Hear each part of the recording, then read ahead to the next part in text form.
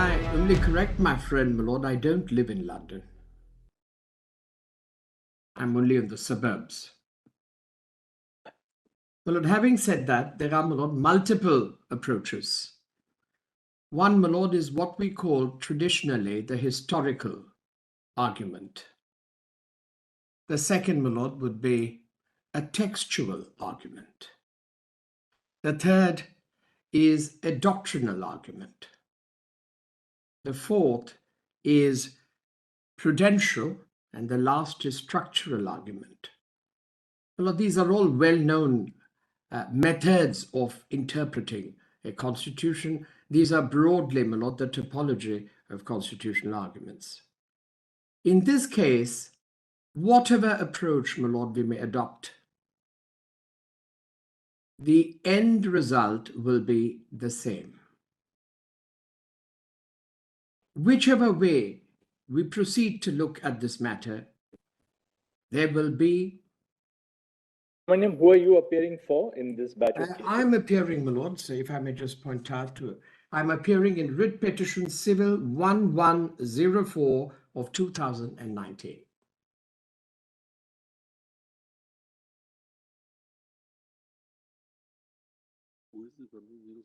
And petitioner there?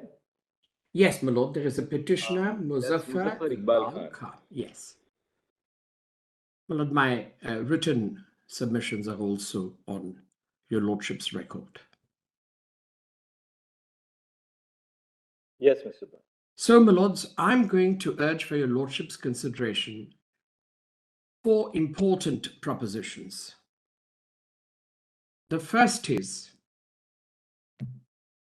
the Constitution of India and the Constitution of Jammu and Kashmir speak to each other. They exist together. And their complementary existence is the quintessence of the relationship between India and Jammu and Kashmir.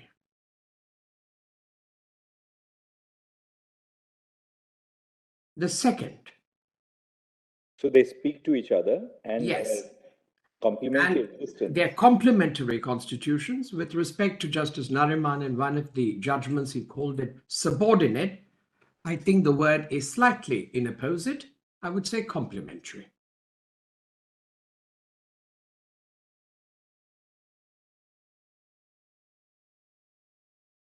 Yes. The second, my lord, is that Constituent Assembly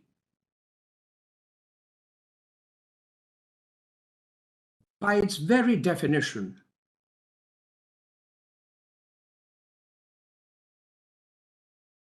is a primary assembly which is vested with this extraordinary task of framing a constitution.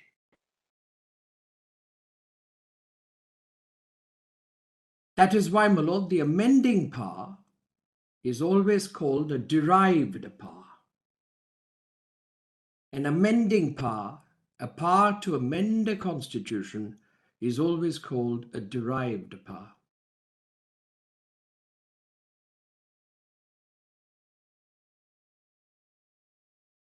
And here, my lord, we have 2 constituent assemblies. The Constituent Assembly of India, and we also have, under the Constitution, recognized by the Constitution, a Constituent Assembly of Jammu and Kashmir. This is the second. But what is its implication? I'll deal with it. Then the third.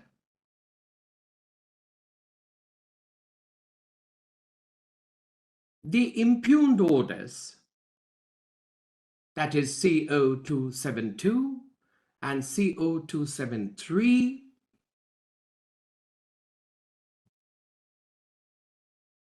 in some and substance, do away with the Constitution of Jammu and Kashmir.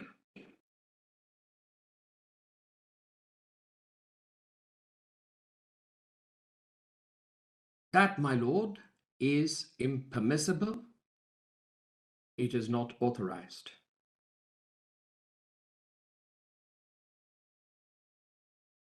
The last is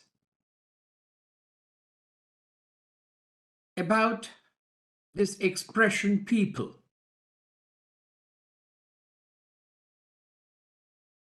Here, my lord, people have both the sense of being persons, but in the constitutional context, they have a legal and juridical existence.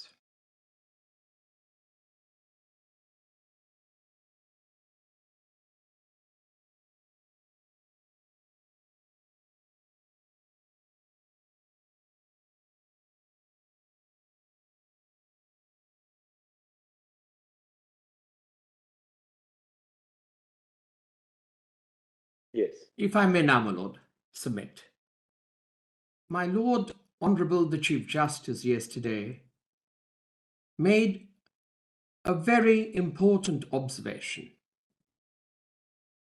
and it is perhaps a critical observation that in any representative democracy, we must look for expression through the institutions under the Constitution.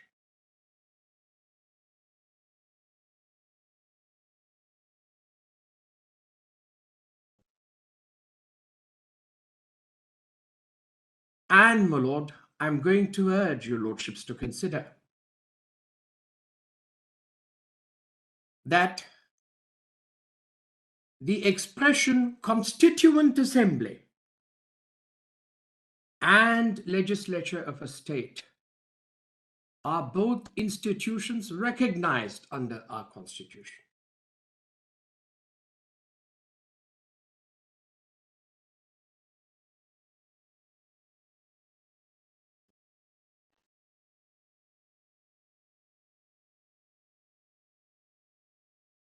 I will submit, my lord, that the basic structure which your lordships have to discern in this case to determine whether there could be any abrogation of it will be deduced both from the Indian Constitution and the Jammu and Kashmir Constitution.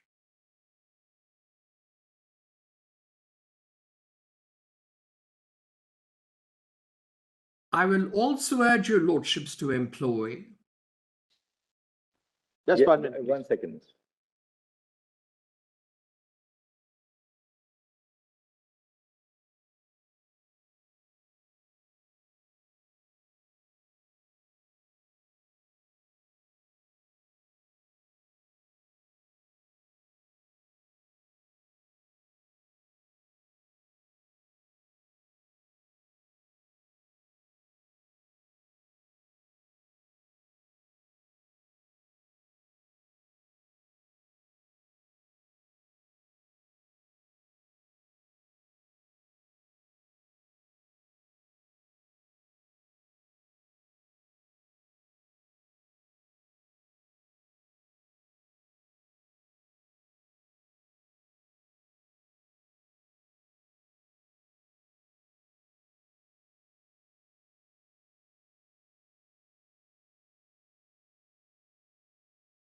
Yes, Mr. Subramanian. I will urge your lordships to apply what is called the degree test or the effect test applied by Chief Justice Kapadia in a case called Glenrock. And it is by applying that test we assess the extent of abrogation.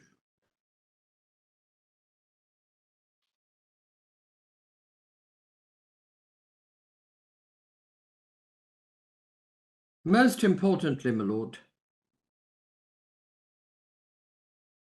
our constitution recognizes asymmetric federalism.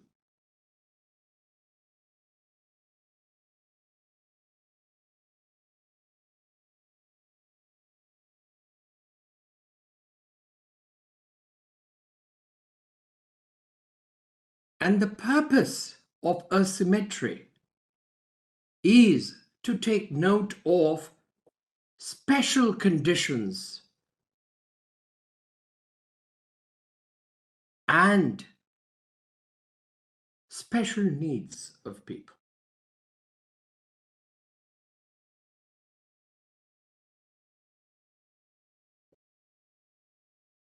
Now, my lord, the great colossus, Dr. Ambedkar, introduced the Constitution, and his introductory speech had two themes. That speech, my lord, is available for your lordships in document volume 8. And in that opening speech, Dr. Ambedkar speaks about the Indian Constitution being federal. And he also says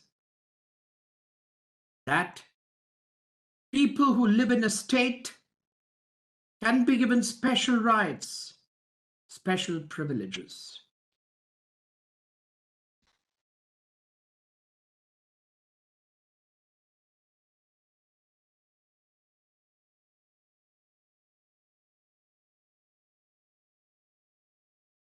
There was another question which I think I heard my Lord Justice Gavai mention, which was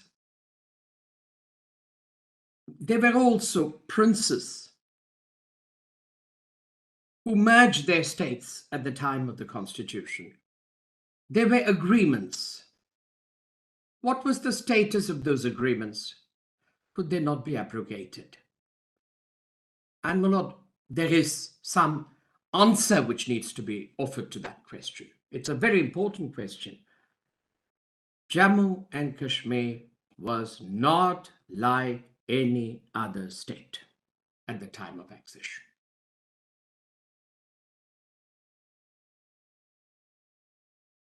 It was not like any other state.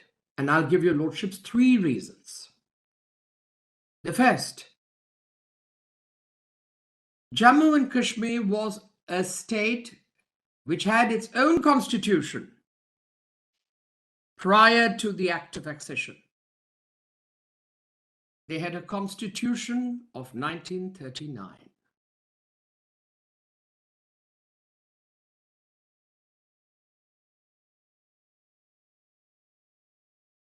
Two, the accession by the Maharaja was qualified because people were still in the process of making up their mind.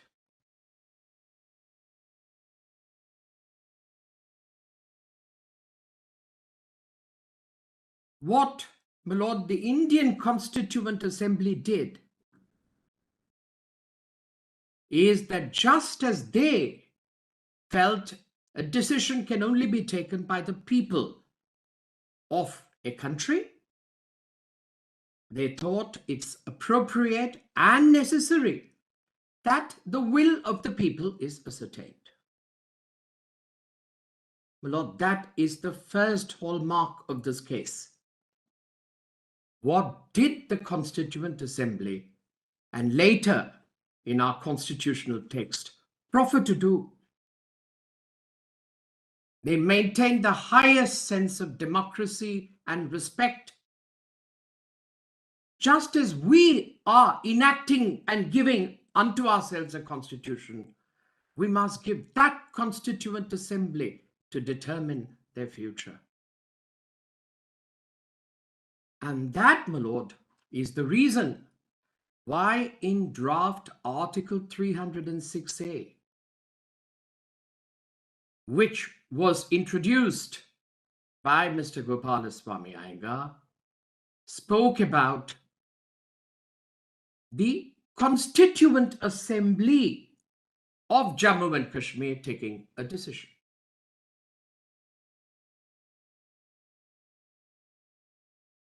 Now, my lords, the entire controversy or dispute has been presaged, if I may say so, on one misunderstanding. Namely, there is a unilateral exercise of power possible by the President under Article 370. This is how, my lord, we've looked at the provision. Now I'm going to show to your lordships, it is exactly the converse. What is the converse? I'll now take you, my lords, to some portions of the debates of the Constituent Assembly of Jammu and Kashmir, and then your lordships would notice what was their final resolution. My lords, they passed a resolution. And the text of that resolution is the answer to the case. It is an answer to many questions. We have been very uncertain that did the Constituent Assembly take a decision under Sub-Article 3?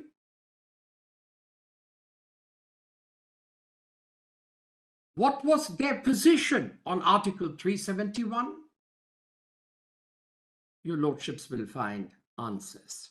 But I'm summing up first, my lord, so that your lordship knows what is that answer going to be. My lords, just as the Constituent Assembly debates of India are inspiring, the Constituent Assembly debates of Jammu and Kashmir are also inspiring. Your lordships will notice that it was really on the basis of Rousseau's model of representative democracy that the Constituent Assembly itself was formed. But more importantly, they took their decisions in 3 steps, my lord. 3 steps.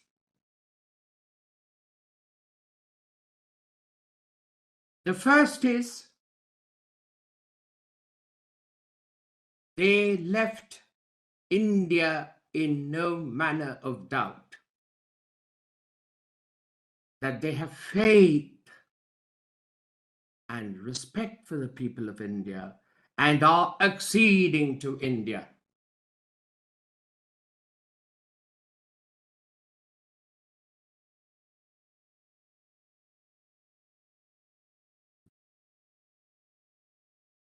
The second is, my lords, they were looking at all constitutions of the world, just like Sir B.N. Rao did, just like Dr. Ambedkar did.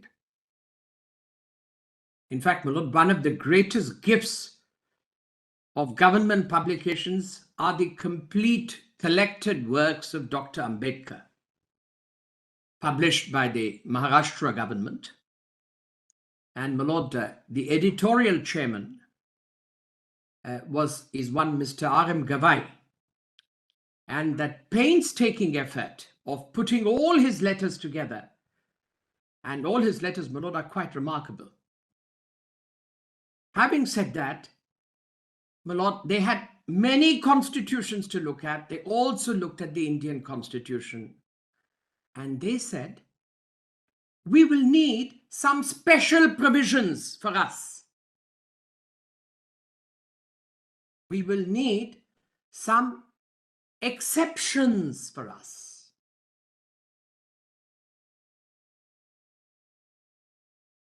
One of the first states in India, my lord, which looked at land reform was Kashmir. It was actually their throbbing concern at that time that we must give rights over the land to people, and there must be permanent residence, and people must have rights. So, my lord, they wanted some exceptions. So the first time, my lord, decision to accede. Second, they said, we will frame our constitution, but we will request the government of India that its constitution, with the exceptions which we need for Jammu and Kashmir, must be brought into effect under Article 370. That is why, my lord, we have 3 constitutional orders, which I'll show you shortly, one of 50, 52, but most importantly, 54. My lord, it was the Constituent Assembly of Jammu and Kashmir which invited, under Article 371D, for the application of the provisions of the Constitution, with exceptions which were required in Jammu and Kashmir. I'll show you, my lord, that resolution. You will see it very shortly. And, my lord, the government of India accepted that request and issued the 1954 order.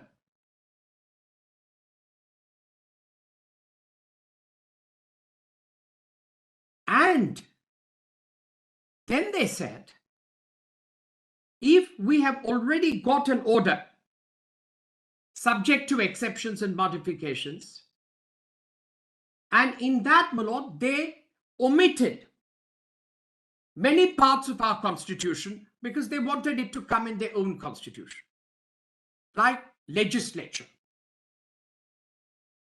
So the legislature, my lord, is actually established under the J&K Constitution. The High Court of Jammu and Kashmir is established under the J&K Constitution.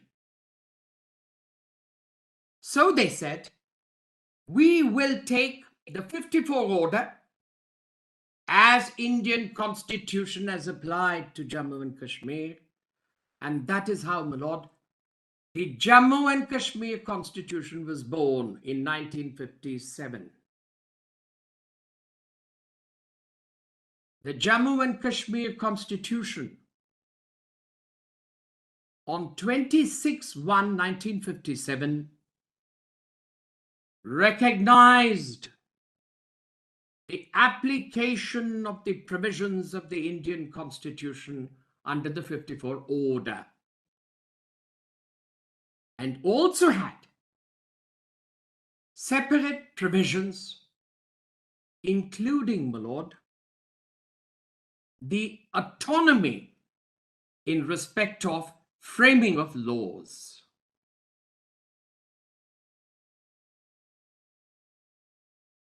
And this is quite important, my lord, because this is the way to constituent assemblies as a product of their fruitful energies through now the Constitution speak to each other. So, my lords, even though the word temporary occurred in the marginal note, the resolution of the Constituent Assembly of Jammu and Kashmir, my lord, which I'm speaking and I'm putting it within quotes, was that the Constitution of India must apply with these modifications. But more importantly, they said, Article 1 and Article 370 must continue. I'm talking of an affirmative resolution, my lord, of a Constituent Assembly. It is not a matter of any non-formalistic expression. And it is that formal resolution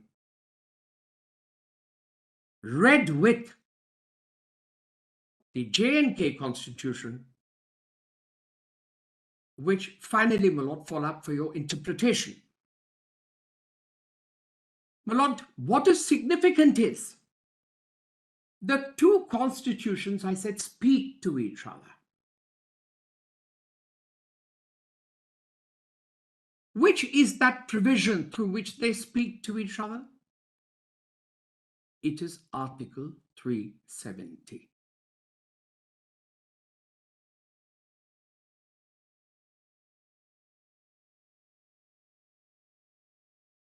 So, my lord, Article 370 was not a repository of untrammeled power of application of constitutional provisions. No. Article 370 was the medium by which the Indian Constitution could be applied, and they could also act in terms of their constitution. And, my lord, here lies what I call as a dual obligation. The dual obligation, my lord, is to be discovered, one, in the words of section 147 of the Jammu and Kashmir Constitution. And the second are the words in Article 370 itself.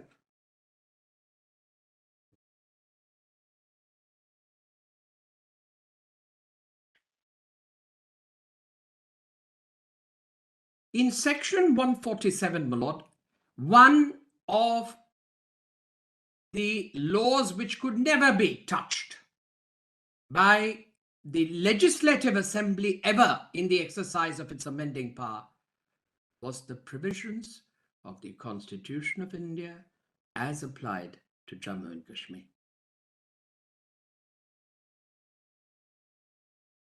This is, my lord, in some contrast. And again, I am deeply grateful to my Lord the Chief Justice, who, again, in a thought-provoking observation, referred to Article 372, the power of adaptations. And in that, your lordships will notice the president can bring it in accord with the Constitution, but the legislature of the state, which is competent, can always pass a law repealing, modifying, varying it. Your lordships recollect that provision in the Constitution. This is not there in 148 at all. So 148 treated the provisions of the Indian Constitution as sacrosanct. And, my lord, what did we under 370 offer? Under 370, we offered the ability to frame a constitution and the ability to offer our constitution subject to special exceptions. Your lordships have not seen those exceptions. When your lordship sees those exceptions, your lordships will appreciate that this is not a simple constitutional order. This is an order which is a product of bilateralism. And, my lords, our constitution, by its very nature, has so many checks and balances that bilateralism can be seen as at the imprimatur of our constitution. So, my lord, the only exceptional provisions where you can have unitary action are few, far limited, and conditioned, my lord, by a temporary purpose. Having said that, my lord, may I just take you to a few documents so that I quickly make the point? Yes. I also want to say one thing, my lord. I heard Mr. Sibal cite the decisions on Article 370 yesterday. There was one more, Justice Nariman's decision, which needs to be cited. But, my lord, I want to just sum up and tell you what are these decisions quintessentially saying. Justice Bhargava in Sampat Prakash notes that the Constituent Assembly did not want to abrogate Article 370 and instead permitted its continuance. When your lordship see that sentence with the resolution of the Constituent Assembly of Jammu and Kashmir, your lordships will be left with no manner of doubt that that is the correct legal position. The judgment in Jammu, which was cited by Mr. Sibal, is a case, my lord, where there was an amendment to the Jammu and Kashmir Constitution by the Assembly, which was called the Sixth Amendment. In Jammu and Kashmir first. And Jammu and Kashmir said, Sadr-e-Riyasat will now mean governor. And therefore, my lord, Article 367 was amended to bring it in accord with Jammu and Kashmir Constitution. That is the judgment of Justice Sikri. But more importantly, my lord, Justice Sikri refers to this very judgment in Keshavananda Bharati and said that amendment did not alter the fundamentals or the basic structure of the Jammu and Kashmir Constitution. Now, my lords, just a quick recount of dates, and I go straight to what needs to be seen. Your lordships have been told that there was a 1939 constitution. And that, my lord, is Documents Volume 6, page 199. I'm not going to read it, but one of the features of that constitution, my lord, as Justice Gajendra Gadkar noted, is that the Maharaja had all legislative, judicial, all powers vested in the Maharaja under the 39 Constitution. On 26/10/47 is where, my lord, Hari Singh signs the instrument of accession. Your lordships have seen it. It is Document Volume 1, page 9. But it was not, my lord, the kind of accession which many other Maharajas did, for the reason the other Maharajas signed supplementary instruments of accession and merger agreements. Now, between the time he signed the agreement and the drafting of our constitution, our Constituent Assembly, my lord, did not ask the Maharaja to discover the will of people. They acknowledged that there should be a Constituent Assembly by which the will of the people of Jammu and Kashmir is ascertained. So, my lords, even though he was the titular head, in some sense, the people of Jammu and Kashmir were acting now in a sovereign capacity to determine in a Constituent Assembly what should be their decision. This is the difference, my lord, between the cases where agreements have been superseded or privileges have been superseded and this case. Why? Because when the accession happened completely, my lord, it was between the people of Jammu and Kashmir and India.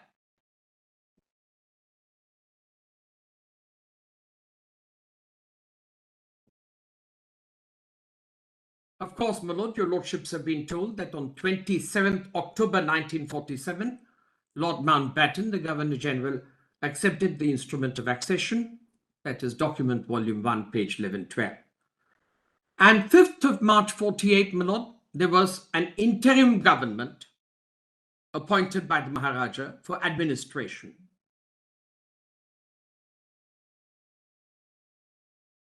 And 17th of October 1949 is the date when your lordships have referred to it. Documents volume 8, page 1173, when N. Gopalaswamy Iyengar introduced Article 306A.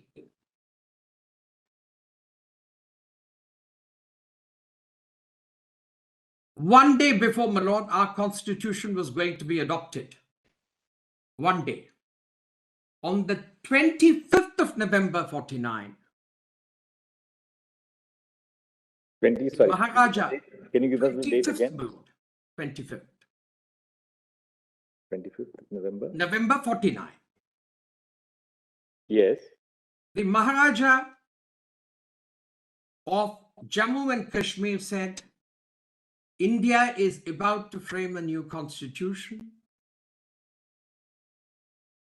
and for the sake of continuity, the provisions of that constitution must govern us till such time as is necessary.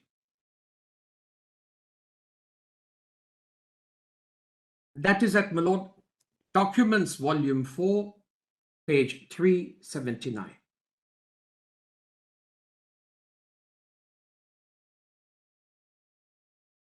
My lords, on 26 January 1950, of course, our constitution came into force.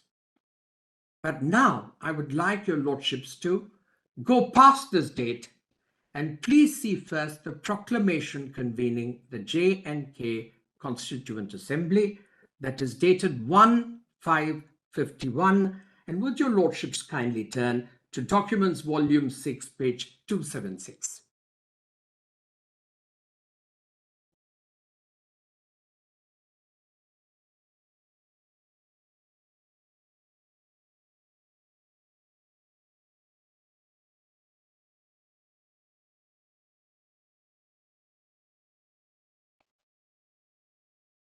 If your lordship sees this document, 276.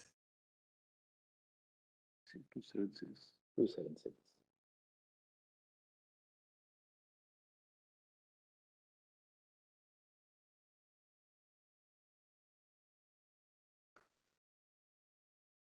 This is the proclamation dated 1st of May 51, convening Jammu and Kashmir's Constituent Assembly.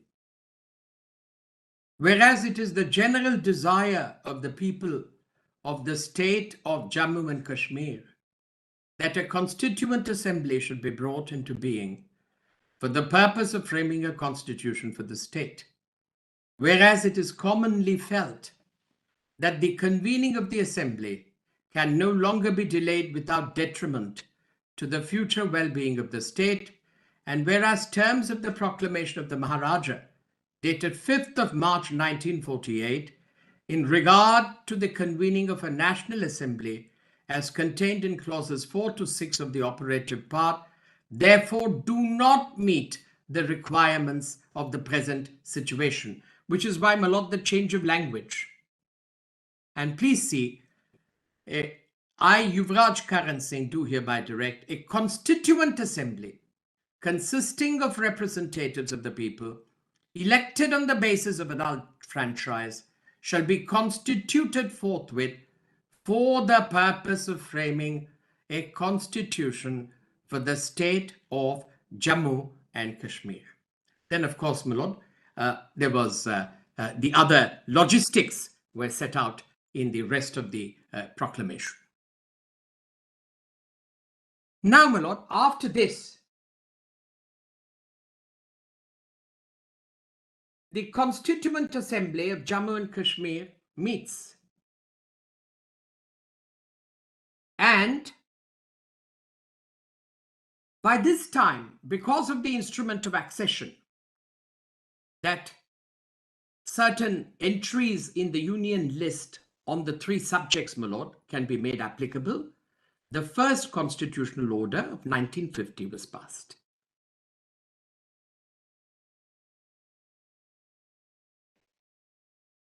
And that, your lordships will find, is in document volume 3, and please see page 4 of that document volume.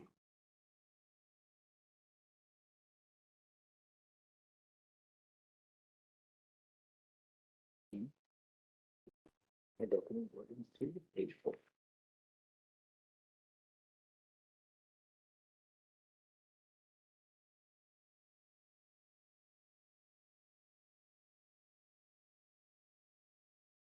And this is one of the 1950 order.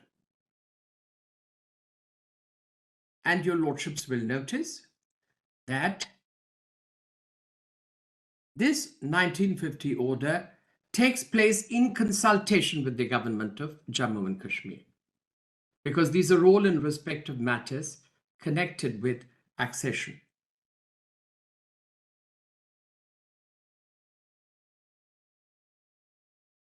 Now, my lords, the second schedule also applied some provisions of the Constitution, because there must be a parliament, there has to be an acknowledgement to parliament, and your lordships will find there are 3 columns, my lord, in the schedule 2. One is provisions of the Constitution applicable, the second is exceptions, and the third is modifications.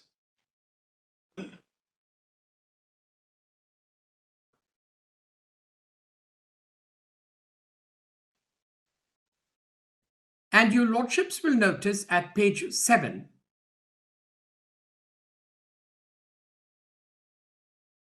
in part 11, on the extreme right, clause 1 of article 246 shall apply, subject to the provisions of paragraph 2 of this order, and clauses 2 and 3 of 246 shall not apply in relation to the state.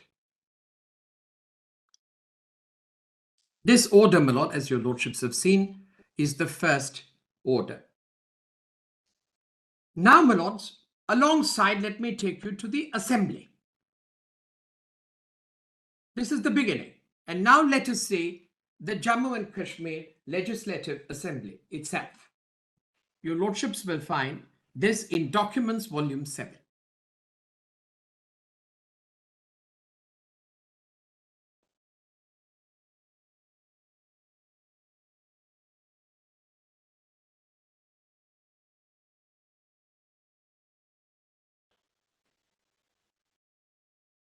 What page of document 7? Yes. Now, would your lordships kindly look at page 32?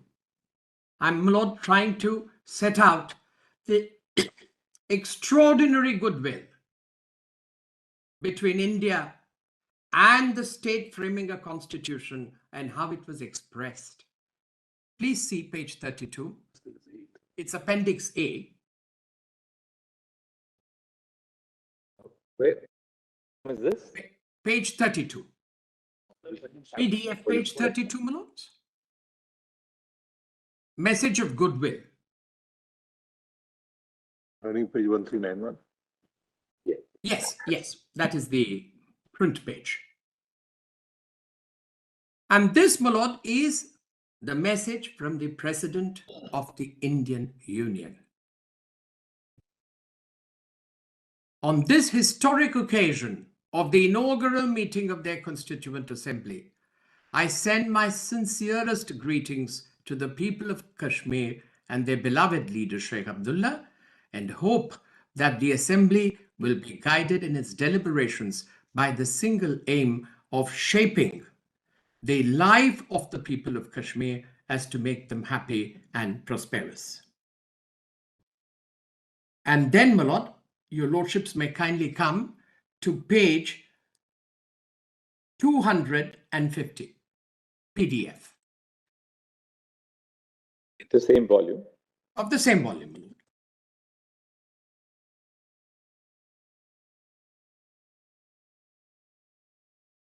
Your Lordship sees after, in quotation marks,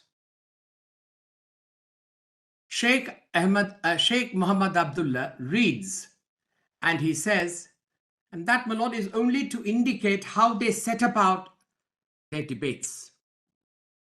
This assembly, which is the center of our hopes and aspirations, held its first meeting in the first week of November 1951. It is now meeting again after an interval of nearly 4 months.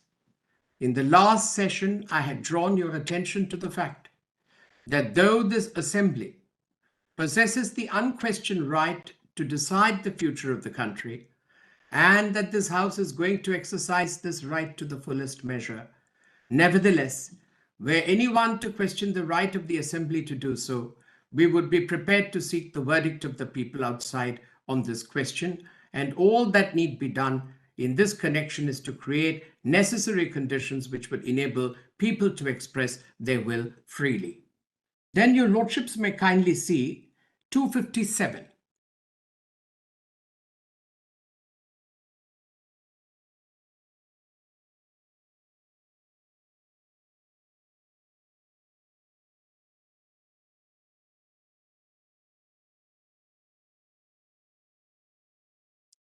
If your lordship see in the middle,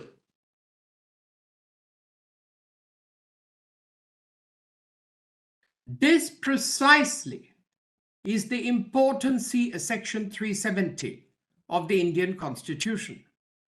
The sovereignty and unfettered powers of the Constituent Assembly have been recognized by the Indian Parliament.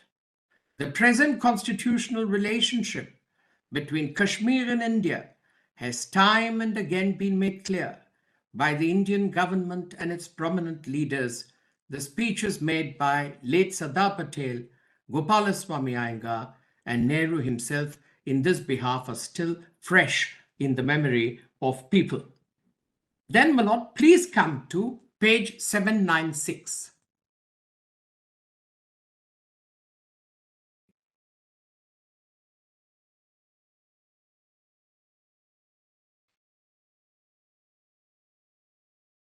My lord, just as our Constituent Assembly had established committees, my lord, as your lordships recollect, to frame articles for different purposes. Similarly, my lord, the Jammu and Kashmir Constituent Assembly did the same thing. So they had a basic principles committee. What are the basic principles on which that constitution will be framed? And your lordships will find this is the report at page 796, and your lordships will notice the first. The basic principles of the state constitution will contain provisions relating to the form of the state, the executive, the legislature, the judiciary, the public service commission, the official language, and other ancillary matters. The recommendations of the committee in regard to these matters are contained herein below. And please see, my lord, the first line. The state of Jammu and Kashmir will comprise such territories which form the part of the state on 15th August 47, while retaining its autonomous character. The state will continue to remain acceded with the Union of India. The sovereignty of the state resides in the people thereof, and shall, except with regard to matters specifically entrusted to the Union, be exercised on their behalf by the various organs of the state. The governing features of the state constitution would be based on democracy, equality, and social and economic justice. So, my lord, they give the broad outline of who will be the head, elected minister, who will be the members of the Legislative Assembly, and please see page 798. The second paragraph. The judiciary of the state will be independent of the executive. And then, my lord, they write about the High Court, and the High Court will also be a court of record.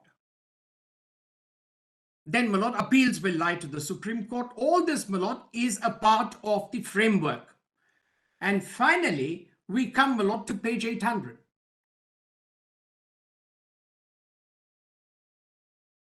The state of Jammu and Kashmir 800. the second para, my lord.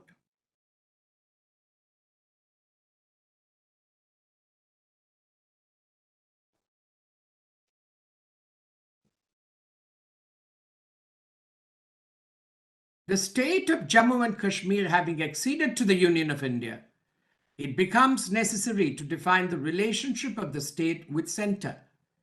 This relationship was originally based on the instrument of accession, whereby the state of Jammu and Kashmir acceded to the Union of India in matters of defense, foreign affairs, and communication. When the Dominion of India became a republic, the relationship of the state with the Union was embodied in Article 370 of the Constitution. The state's accession to the Union entails certain responsibilities on the centre for protecting the interests of the state and also for its social and economic development. In order to enable the centre to discharge its responsibilities, which devolve upon it under the Constitution, those provisions of the Constitution of India which may be necessary for this purpose should be made applicable to the state in an appropriate manner. While preserving the internal autonomy of the state, all the obligations which flow from the fact of accession and also its elaborations contain should find an appropriate place in the Constitution. And then, my lord, please notice the recommendation Roman 1, that a directive be issued to the drafting committee to bring up appropriate proposals defining the sphere of union jurisdiction in the state, suggesting additions, modifications, and amendments necessary to the Constitution application of Jammu and Kashmir order to suit the requirements of the state. So, my lord, my submission is that the Constitution of India was made applicable with exceptions and modifications as a part of the Constituent Assembly's decision. It was not, my lord, an imposition by the president at all.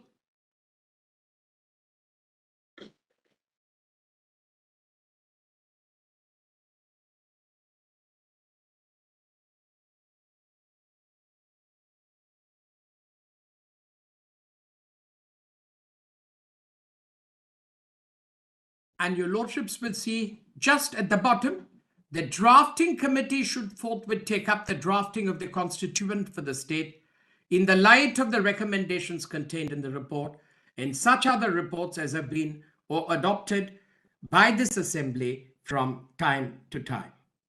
Now, my lord, the drafting committee did make a report. And let me take you straight, my lord, to that. Your lordships will find this at PDF page 936.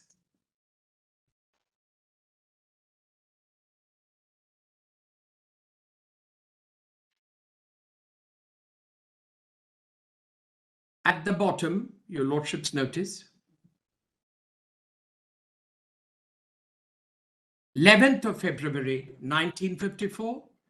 This, my lord, is the report of the drafting committee.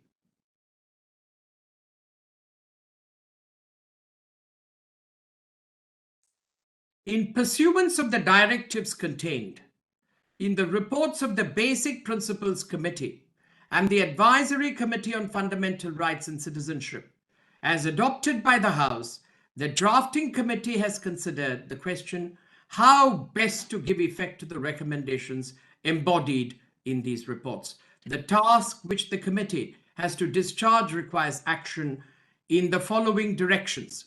Number 1, preparation of the drafting constitution of the state, defining the sphere of union jurisdiction in the state and for that purpose, suggesting the various provisions of the Constitution of India, along with modifications and exceptions, subject to which these provisions should apply to the state.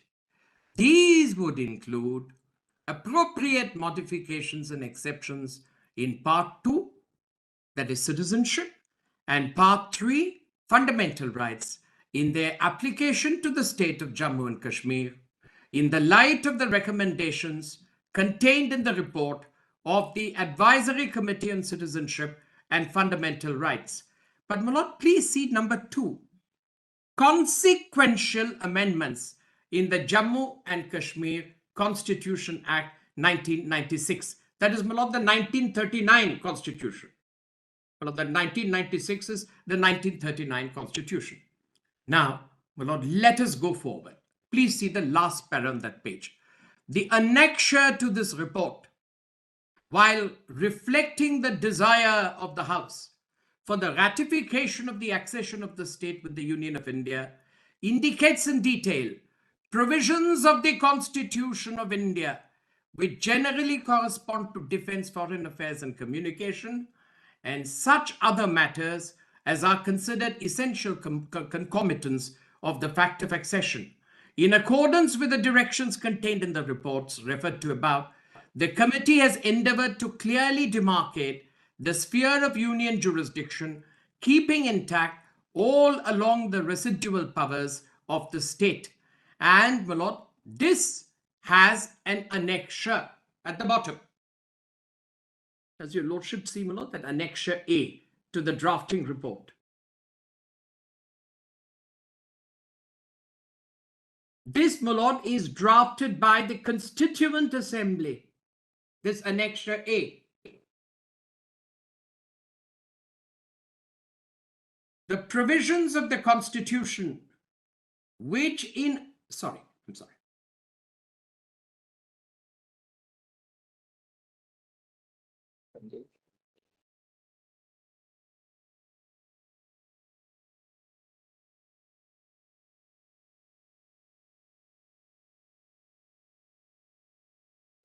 Yes, I'm sorry, my lord. The provisions of the Constitution of India, which in addition to Article 1,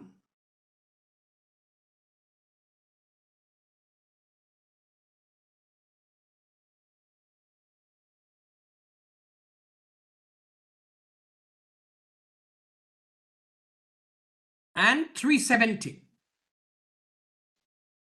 My lord, this Article 1 and 370 is in the forefront of this annexure, should apply in relation to the state of Jammu and Kashmir, and the exceptions and modifications subject to which they should so apply will be as follows. So, my lord, preamble, then your lordships will see this proviso to Article 3.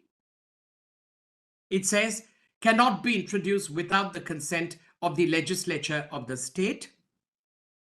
My lords, all these are the exceptions and modifications wanted by the Constituent Assembly of Jammu and Kashmir to apply the Indian Constitution.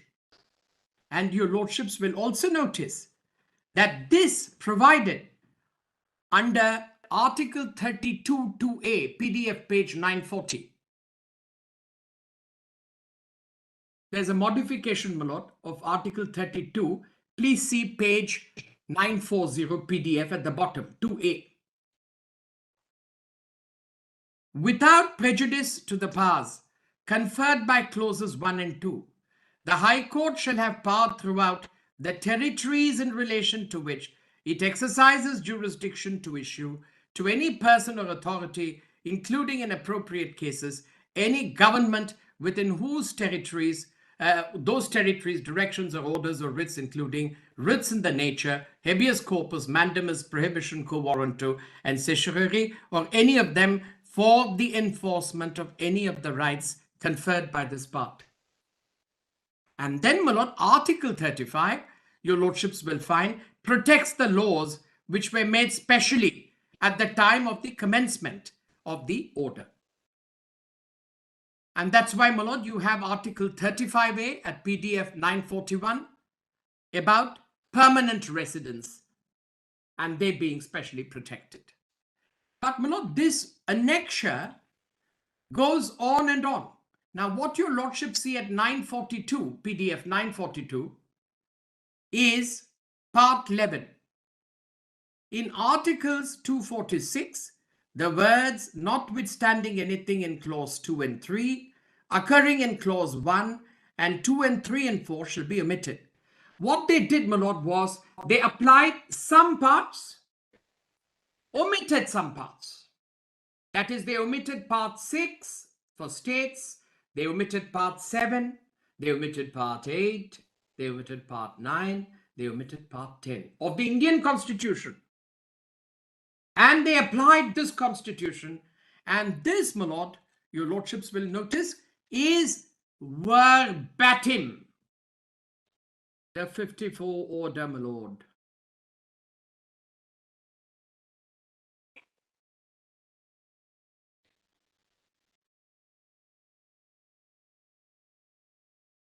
And if your lordships now kindly come to 949 PDF, I'll now show you the resolution. I'll show, my lord, the Constituent Assembly forwarding it to the Government of India. Please come, my lord, to 949 bottom.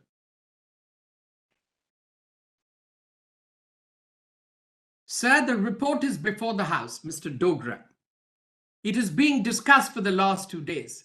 When it is adopted by the House, the long-standing desires of this country, for which we have been trying for the last 6 years, will be fulfilled. Its adoption by the House will make the accession of this country to India permanent. We are acceding to that India which is the defender of peace and which is trying to check the possibilities of war. It in any part of the world war breaks out or any disruption is created, India extends a hand of friendship and peace and saves that part of the world from the disaster of war. All this, my lord, is said. Then please come to, my lord, again, they speak feelingly about India and India offering the hand of friendship. My lord, that is stamped all over the debates. All over the debates. Your lordships will find very adulatory, praiseworthy references, my lord. But now let us come, my lord, to the resolution, which your lordships will find is at the resolution is at page, my lord, 978. This report, my lord, was accepted. This annexure.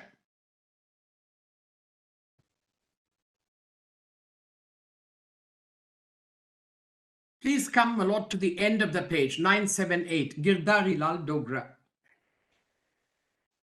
Sir, I beg to move the following resolution. Resolution that having adopted the report of the drafting committee, and B, having thus given its concurrence to the application of the provisions of the Constitution of India in the annexure to the said report, this assembly authorizes the government of the state to forward a copy of the said annexure to the government of India for appropriate action. And at the bottom, my lord, is the chair at page 979. He resolves. It's to the same effect, my lord. Now, my lord, this report is sent to the government of India from the Constituent Assembly.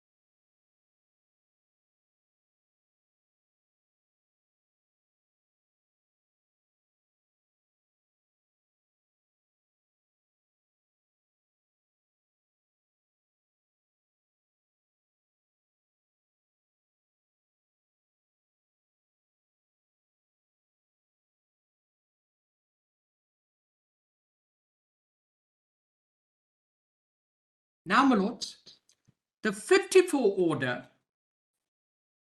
which has now been superseded, is, kindly see, this is CO 48. This is, my lord, 1954. But before 1954, my lord, they also passed a resolution under Article 373, which your lordships will find is reflected at CO 44. Please see page, my lord, a PDF page 12. This is documents volume D3, page 12.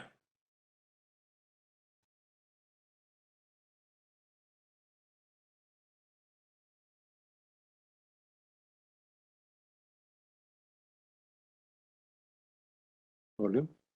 D3. Volume 3, my lord. CO 44. CO 44. My lord, all these were COs, they were all constitutional orders. That is why they have that nomenclature. And please see this, my lord. The Constituent Assembly was conscious of what it was doing.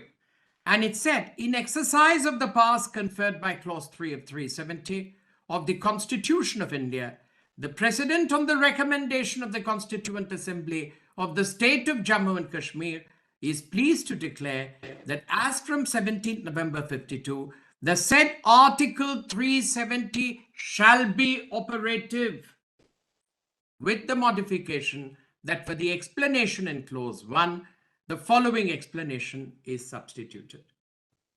So, my lord, you have one order under 373 which says the only change we want in 370 is the change of the explanation from the Maharaja to Sadr-e-Riyasat. The second is they have asked for an application of the order, that is, my lord, the 54 order, also stating that Article 1 and 370 will continue to govern Jammu and Kashmir. Please see that. Now, my lord, this is the 54 order, which is at PDF page 13.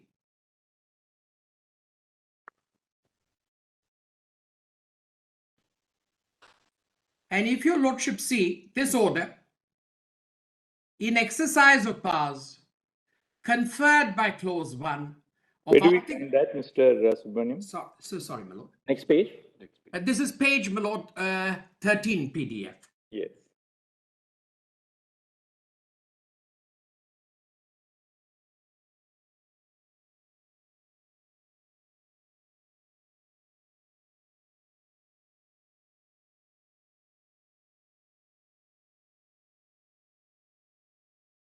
Yes. Now, please see, my lord, it says, Article 2, the provisions of the Constitution, which, in addition to Article 1 and Article 370, shall apply in relation to the state of Jammu and Kashmir, and the exceptions and modifications subject to which they shall so apply shall be as follows. All these, my lord, correspond to Annexure A, resolved by the drafting, your lordship have seen, the Constituent Assembly, that Annexure A, which was forwarded to the Government of India.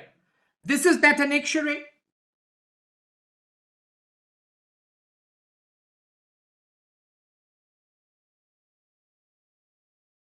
This is, my lord, in response to my lord, the Chief Justice's question again yesterday.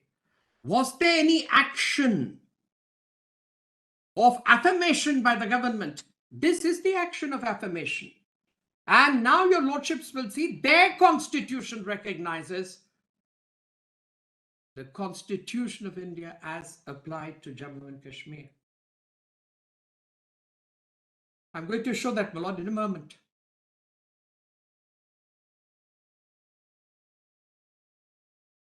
So, my lord, the two articles speak to each other. The two constitutions speak to each other. But that could happen only through 370. And now let us look at, my lord, the Jammu and Kashmir Constitution. As I told your lordships, There were so many parts of the Indian Constitution which were accepted in the 54 order. So, my lord, in their constitution, they first recognized the Indian Constitution. They said we are an integral part of India. They said we have powers to legislate, except where Parliament of India has power to legislate. And they, my lord, created their legislature. Their statehood, my lord, is defined by their constitution.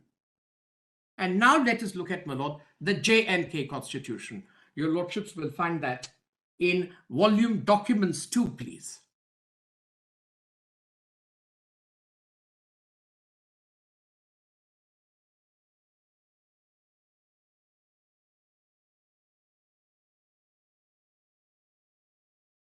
This is, my lord, it starts at PDF page 1.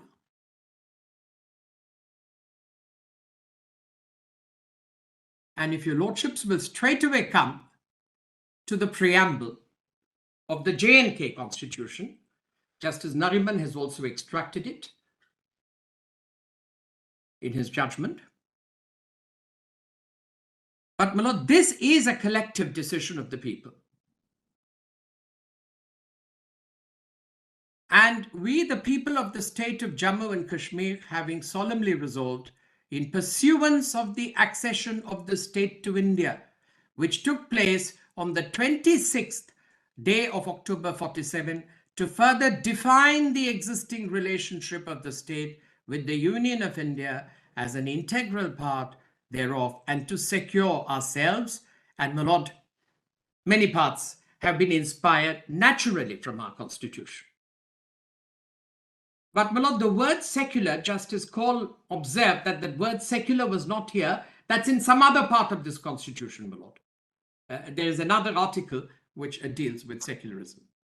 Now, having said that, my lord, please come to over the leaf, that is at PDF 17.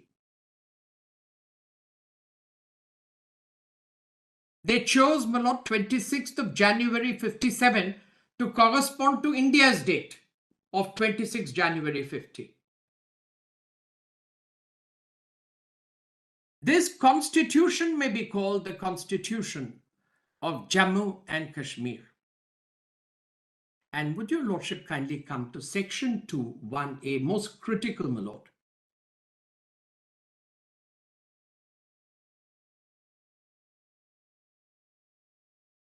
This constitution recognized, my lord, the Constitution of India.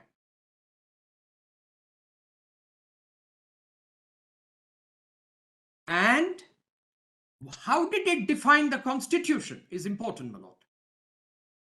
It defined into 1A, Constitution of India means the Constitution of India as applicable in relation to the state.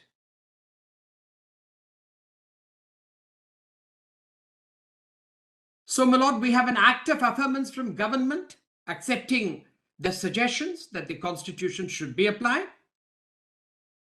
They say, please apply it subject to exceptions and modifications. And government agrees. And, my lord, they make Constitution of India means this constitution. And, my lords, please see, section 147 should be interpreted in the light of this. That the legislature can never touch Constitution of India as applied to them.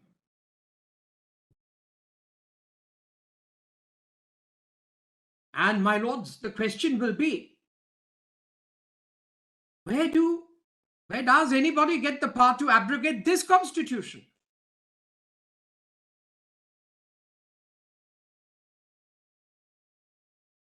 This is the central question in the case.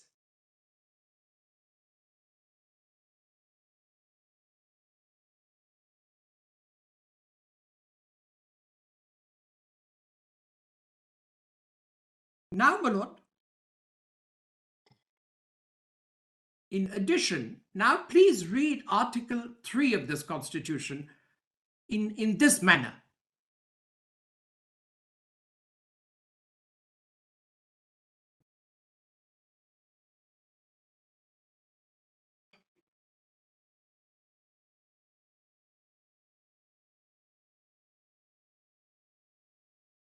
And, my lord, it is necessary that relationship of the state with the Union of India.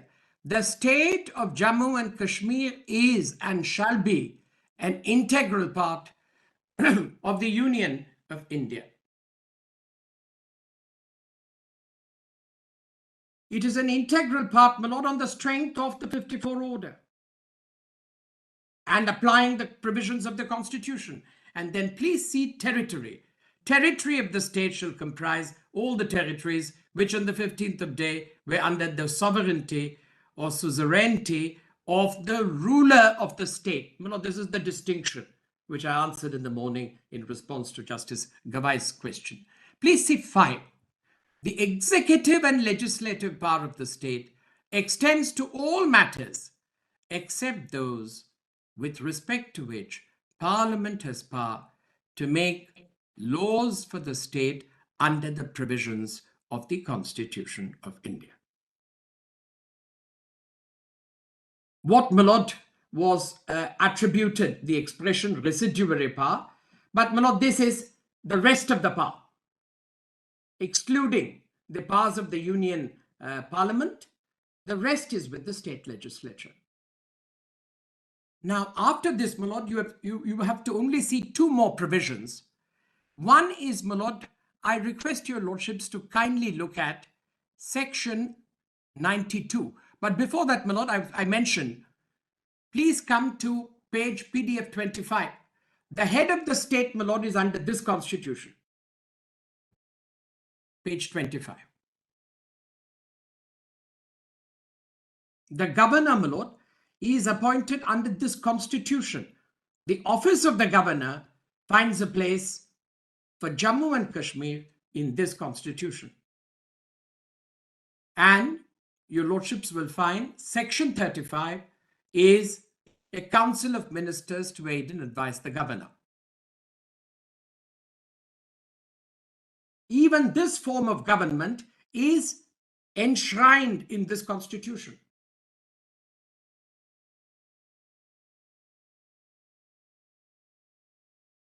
And now if your lordships come to section 92,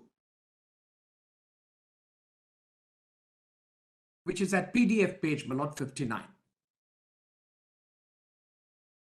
Your lordships will find that this section 52 is 92, my lord, I'm sorry, is in stark distinction to the provisions in our constitution.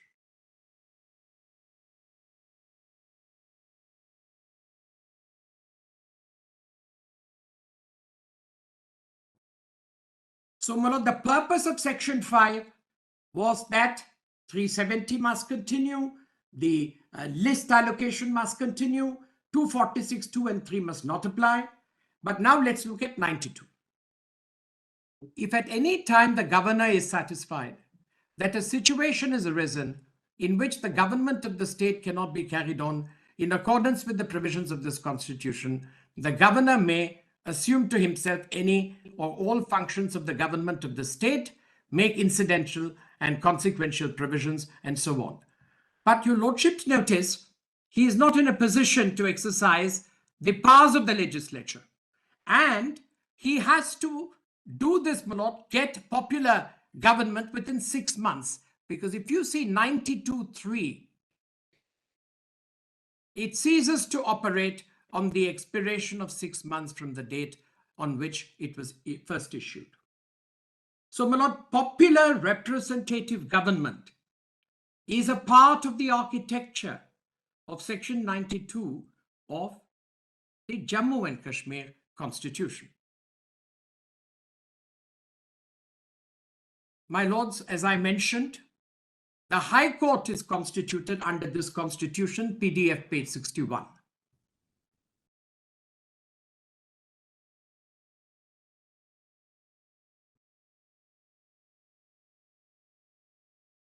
Page 61, my lord. Your lordships will see 93, 94, and 95. They refer to, my lord, consultation with Honorable the Chief Justice of India. And then Please see, my lord, the powers of the High Court at PDF 65. And now your lordships will find that that 54 order was treated as a part of law applicable to them. Please see this at 65, Article 103. When your lordships read the 54 order, I showed 32.2a. 32.2a, my lord, is only in the 54 order.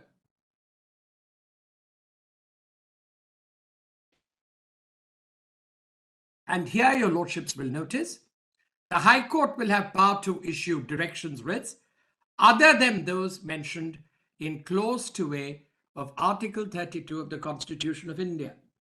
My lord, therefore, the linkage between the 54 order and the Constitution of India as applicable has been cemented by the Jammu and Kashmir Constitution as well. And which is why the last provision, my lord, which I have to show you, is the amendment to the Constitution, 147. It has already been read. But, my lord, it is significant that the architecture of the second proviso at PDF page 85 makes 3 non-derogable, 5 non-derogable, and application of Indian Constitution provisions non-derogable. Please see that. Provided further that no bill or amendment seeking to make any change in this section or the provisions of sections 3 and 5. 5 also, my lord, is about their autonomy of lawmaking. 3 is, of course, integration with India, or the provisions of the Constitution of India as applicable in relation to the state. So, my lord, the provisions of the Constitution of India were not applied only through a 370 order. They were embraced into the Jammu and Kashmir Constitution.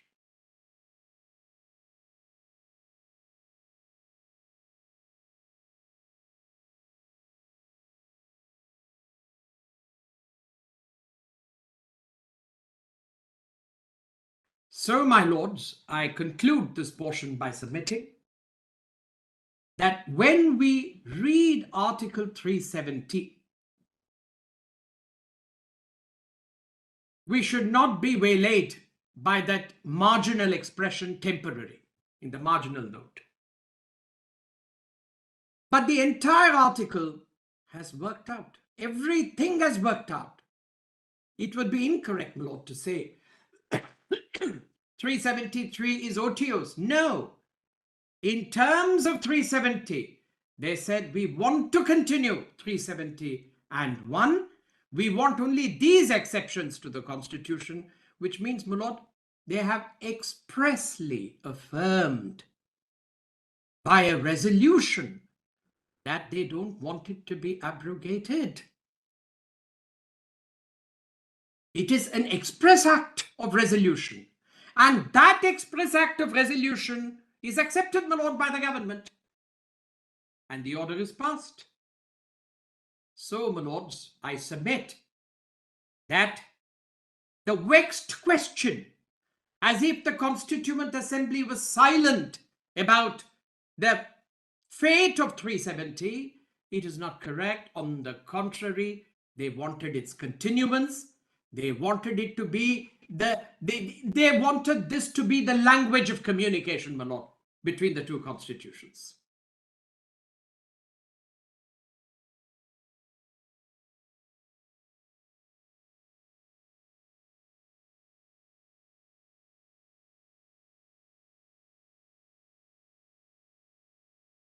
So, my lord, if the Constituent Assembly of Jammu and Kashmir, which is the body of the people, if they have taken these proactive steps, we have accepted these steps, the question which arises, my lord, is, can we now abrogate this arrangement by that to unilaterally? Unilaterally. Can we, my lord, can we ever abrogate this arrangement? My Lord, there is nothing called hierarchies in constituent assemblies. In the definition, my Lord, your Lordships will find theorists have written any number of books on constituent assemblies. The nature of the constituent power, my Lord, which is exercised by an assembly, is as pristine and pure as any assembly. This is, my Lord, this is the equality which we have practiced, my Lord. This is the level of statesmanship which India practiced and waited. Nothing was done in a hurry. And, my Lord, nothing was imposed. Whatever the Constituent Assembly wanted, we accorded. We accorded it. My Lord, this is the most important aspect. If this factual foundation, and this is beyond doubt, if this is so, my Lord, the question is, can the legislature of a state under the Jammu and Kashmir Constitution be rendered redundant?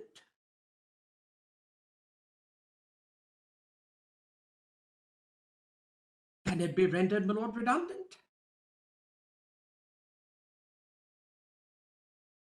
And then the question, my Lord, is, what is the effect of those two COs, 272, 273? We'll go straight to them. You have only got to apply, my Lord, the degree test, effect test. What does it do? 272, 273. Let us look at both these orders. And let us see, my Lord, whether the power has been exercised in alignment with the purpose of the article. My Lord, the theory of ultra vires in constitutional law can be either in violation of Part 3 or unsupported by lawmaking power, but there is a third species of ultra vires if it is not aligned to the purpose for which it has been entrusted. Then in that case, my Lord, it is an action which is ultra vires. These two constitutional orders, if your Lordships will kindly see with me, are in Documents Volume 3.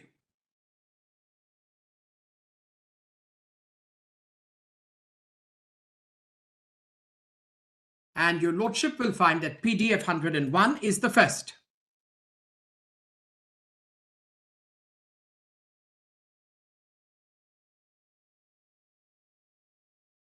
Now, my Lord, the power which is now exercised, as your Lordships can see, is the power under 370.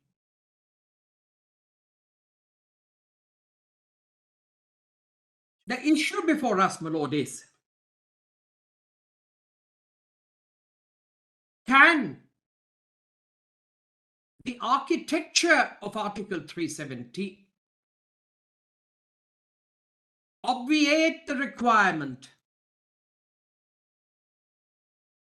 of the views of the other?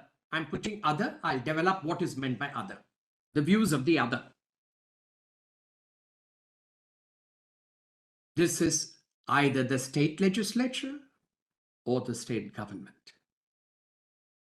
But my Lord, this is an article which contemplates that there is a state and a state legislature and a state government within the scheme of the Jammu and Kashmir Constitution.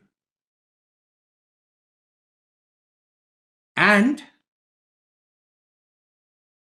it has been used under clause 1.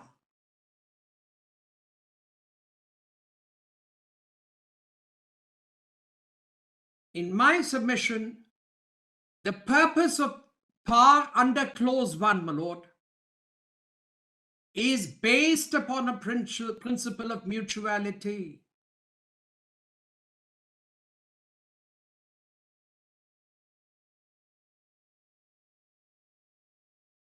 Because, my Lord, the article begins with the President it doesn't mean that it is some untrammeled path. No. But there is an interesting thing in Article 371, notwithstanding anything contained in the Constitution. That notwithstanding, my lord, was necessary because there could be exceptions and modifications to provisions of the Constitution, especially for Jammu and Kashmir.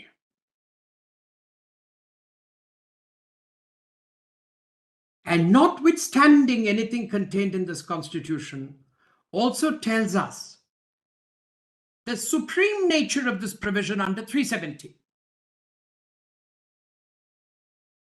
So, my lord, if we look at the components of basic structure, we have to look at the components of the basic structure as is reflected from the J&K Constitution, which applies the Constitution of India as applicable. Can that be abrogated? By reference to, my lord, the power under 371. 371, my lord, was a means of communication, was to respect each other. But that order does not, my lord, contain a power, if I may say so with great respect, to abrogate a legal compact.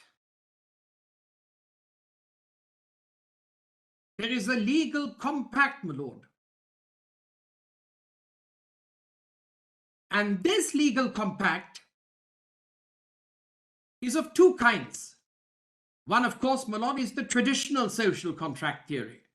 But this compact is founded on federalism. That's why, my lord, leading authors on federalism, they often say that this is a different kind of social contract, federalism.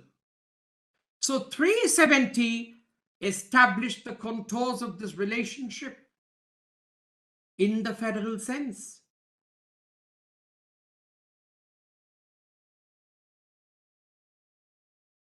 My lord, this federal principle must be read as inbuilt in the application of Article 370.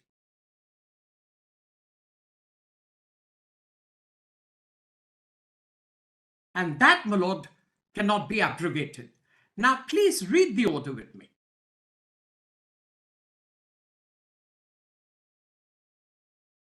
In exercise of powers conferred by Clause 1 of Article 370, the President, and let us, my lord, concentrate on the next few words, with the concurrence of the Government of State of Jammu and Kashmir.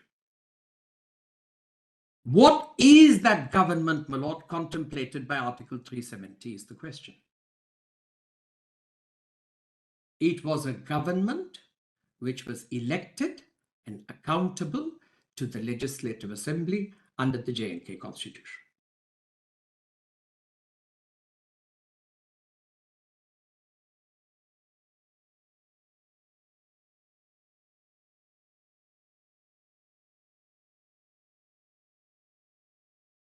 So, my lords, if it is so interpreted, this concurrence, which one must assume is the concurrence of the governor, is not the constitutionally mandated agreement in 370.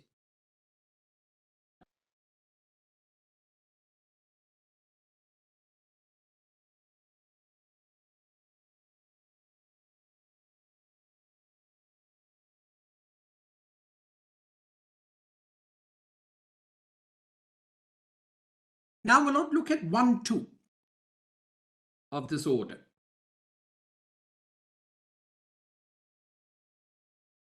It shall come into force at once and shall thereupon supersede the Constitution application to Jammu and Kashmir Order 1954 as amended from time to time. We'll return after lunch. Certainly. Mr. Subramanian. Certainly. I'm grateful. Lords, just before the midday recess, my lord, I was inviting your Lordship's attention to CO 272 itself. So you had made the point that para 1.2 says that CO 1954 is super. Yes, yes. Now, Now, that's right. Now, my lord, the implications of this are quite serious. The implications of the abrogation of the 1954 order is completely serious and it is irreversible. The reason being, if your Lordships may kindly take for a moment Documents Volume 7, PDF page, my lord, 978.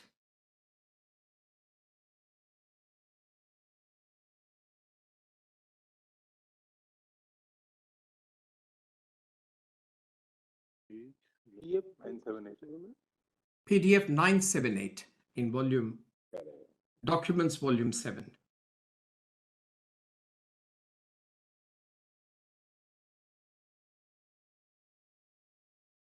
Yes. Yes.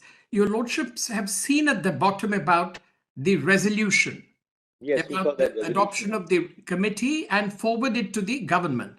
And yes. This, my lord, if your Lordship sees over the page, sir, it is essential that the report of the drafting committee, which the House has passed just now, should be incorporated in the Indian Constitution. In this connection, the President of India may possibly issue a decree under Article 370. This recommendation shall become a part of the Indian Constitution according to the provisions of his decree. And then your Lordships notice at the bottom of that page, 979, this is where, my lord, it is adopted, authorizes the government of the state to forward a copy of the annexure to the government of India for appropriate action. And at page 990, my lord, it's important, please see this, 990.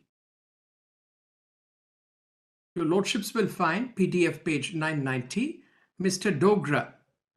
Sir, this House had last taken certain important decision in respect of the application of certain articles and entries of the Constitution of India to our state.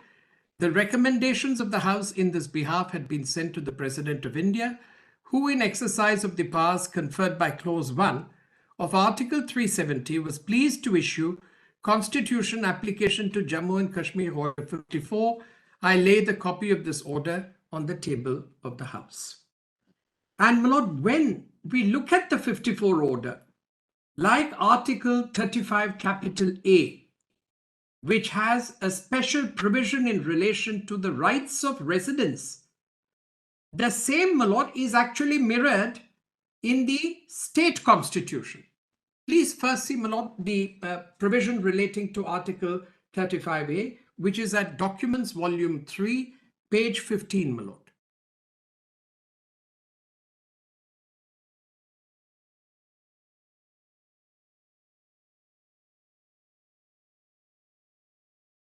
Your Lordships will notice at the bottom, 35 capital A. After Article 35, the following new article shall be added, namely, notwithstanding anything in this Constitution, no existing law in force in the state of J&K, and no law hereafter enacted by the legislature of the state defining classes of persons who are or shall be permanent residents of the state of Jammu and Kashmir, or conferring on such permanent residents any special rights and privileges, or imposing upon other persons any restrictions as regards employment under the state government, the acquisition of immovable property in the state, settlement in the state, or right to scholarships and such other forms of aid as the state government may provide, shall be void on the ground that it is inconsistent with or takes away or abridges any rights conferred on the other citizens of India by any provisions of this part. My lord, exactly section 6 to 10, your Lordships may just make a note, which is in Documents Volume 2, is section 6, my lord, of the Jammu and Kashmir Constitution, defines permanent residence. Your Lordships will find that Documents Volume 2, PDF page 18. And there, my lord, your Lordships will find, after their definition and references And Section 9 says they will have special provisions relating to permanent residence. Section 10, mark this, my lord, Section 10 at PDF page 20 refers to the Constitution of India.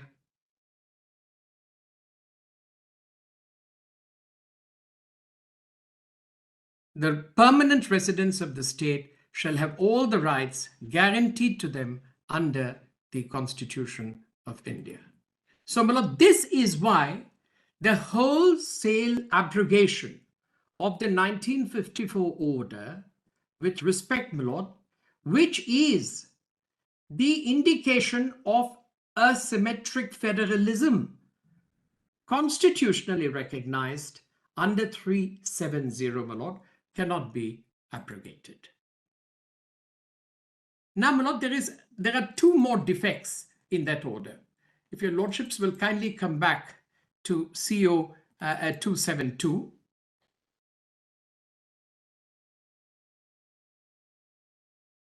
Your lordships will notice then it says, all the provisions of the Constitution, as amended from time to time, shall apply in relation to the state of Jammu and Kashmir. Now, my lord, this militates against the principle of exceptions and modifications which could be bilaterally urged and be granted. This does away with that bilateralism. This completely emasculates the bilateralism which is inbuilt in sub-article 1. And what it does, therefore, my lord, is it applies the provisions of the Constitution lock, stock and barrel without the exceptions and modifications agreed to the state. And the exceptions and modifications subject to which they shall so apply shall be as follows. So a new exception or modification is now carved out for the application of the entire Constitution. And that exception or modification, my lord, is no more than what is seemingly a change in a provision of interpretation. My lord, a provision of interpretation or to aid interpretation is an aid to construction.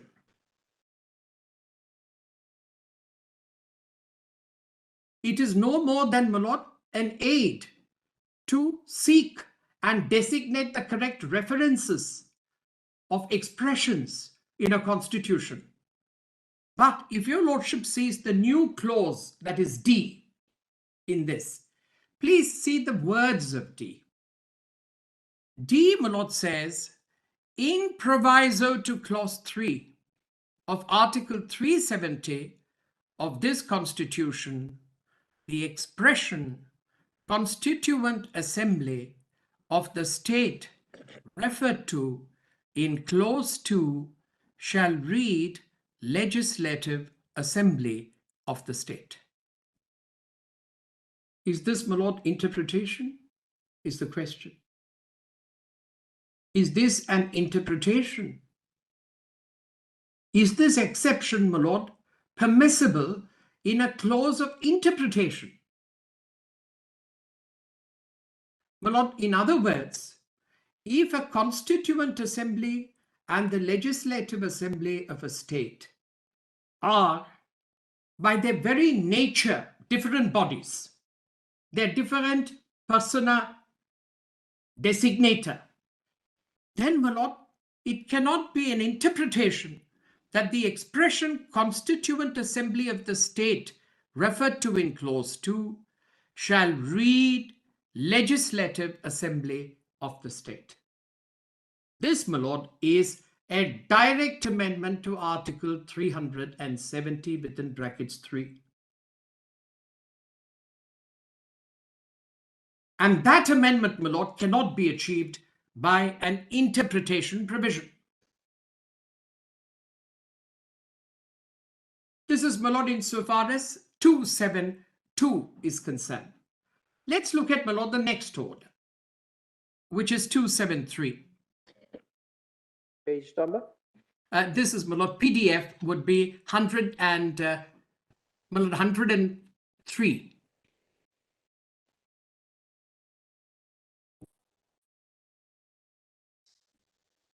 This is a declaration under Article 373 of the Constitution. Dr. Subramaniam, Sorry.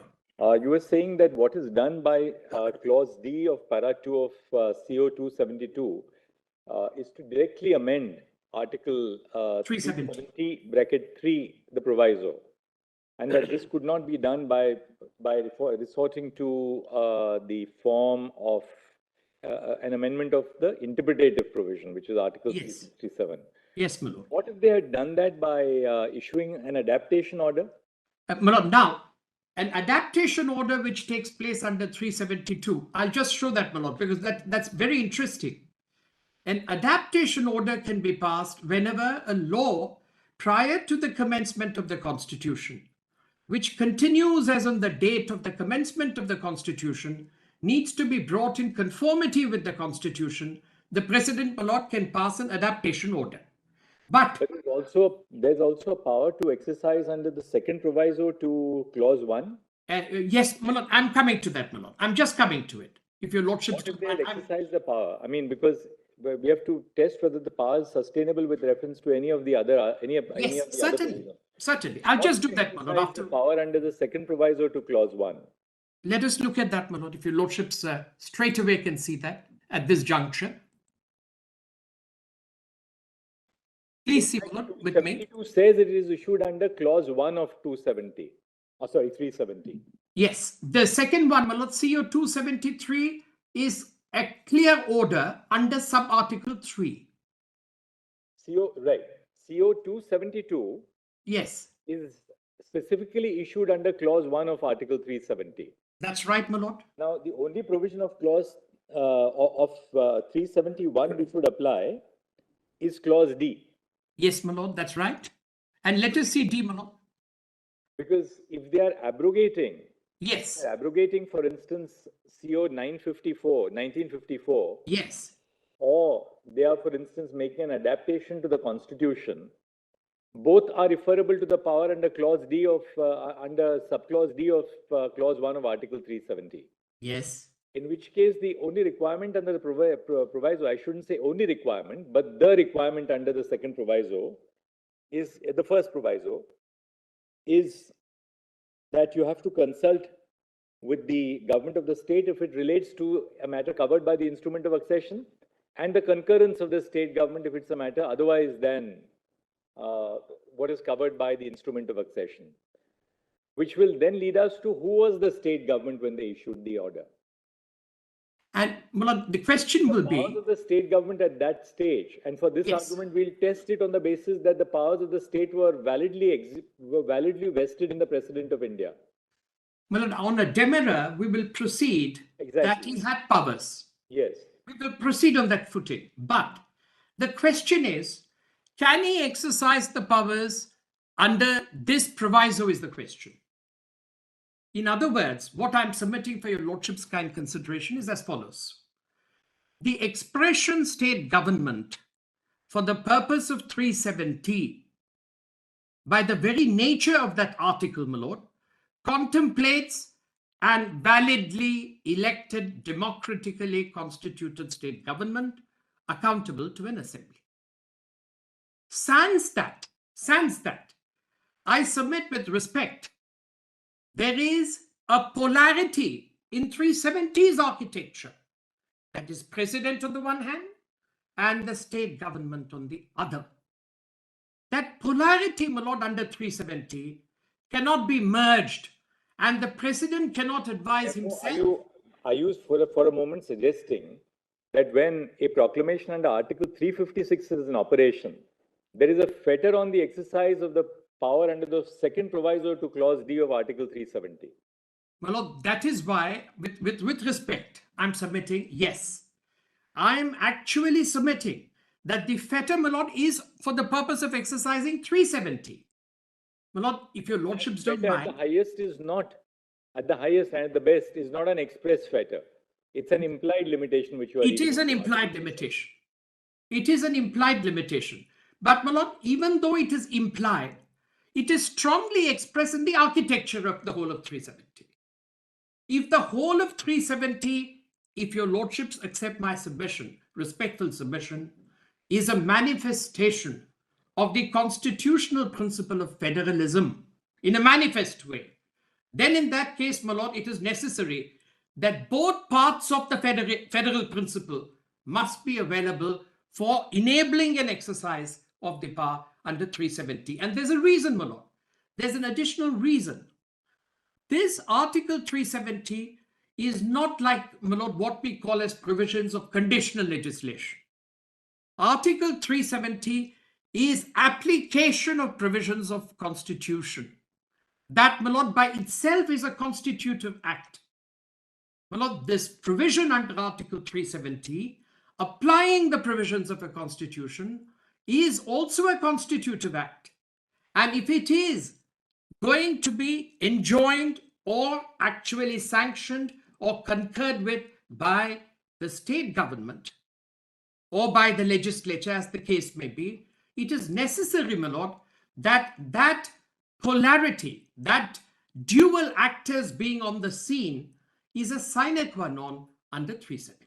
And this second aspect, Mr. Subramaniam, which I thought I'll just place at this stage, I didn't want to place it right at the stroke of lunch, which was, while our constitution does speak about the Constituent Assembly of the state of Jammu and Kashmir, which was then in contemplation at the date of our constitution on 26th of January 1950.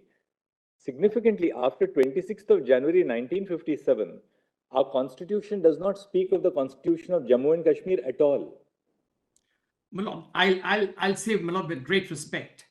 The reason being that the constitution of Jammu and Kashmir, my lord, was a product which was envisaged because there was a constituent assembly. But the way it has happened is the Constitution of India, my lord, the applicable provisions were brought into the J&K Constitution, and the J&K Constitution, my lord, had its own chapters, which I have pointed out for your lordship's consideration, therefore, establishing its framework. Our constitution speaks of only one institution, namely the Constitution of India, and the Constitution of India as it applies to the state of Jammu and Kashmir, subject to modifications and exceptions. That's right, my lord. Therefore, the only document, the only compact, or the only basic document that is within the contemplation of our constitution is this constitution itself.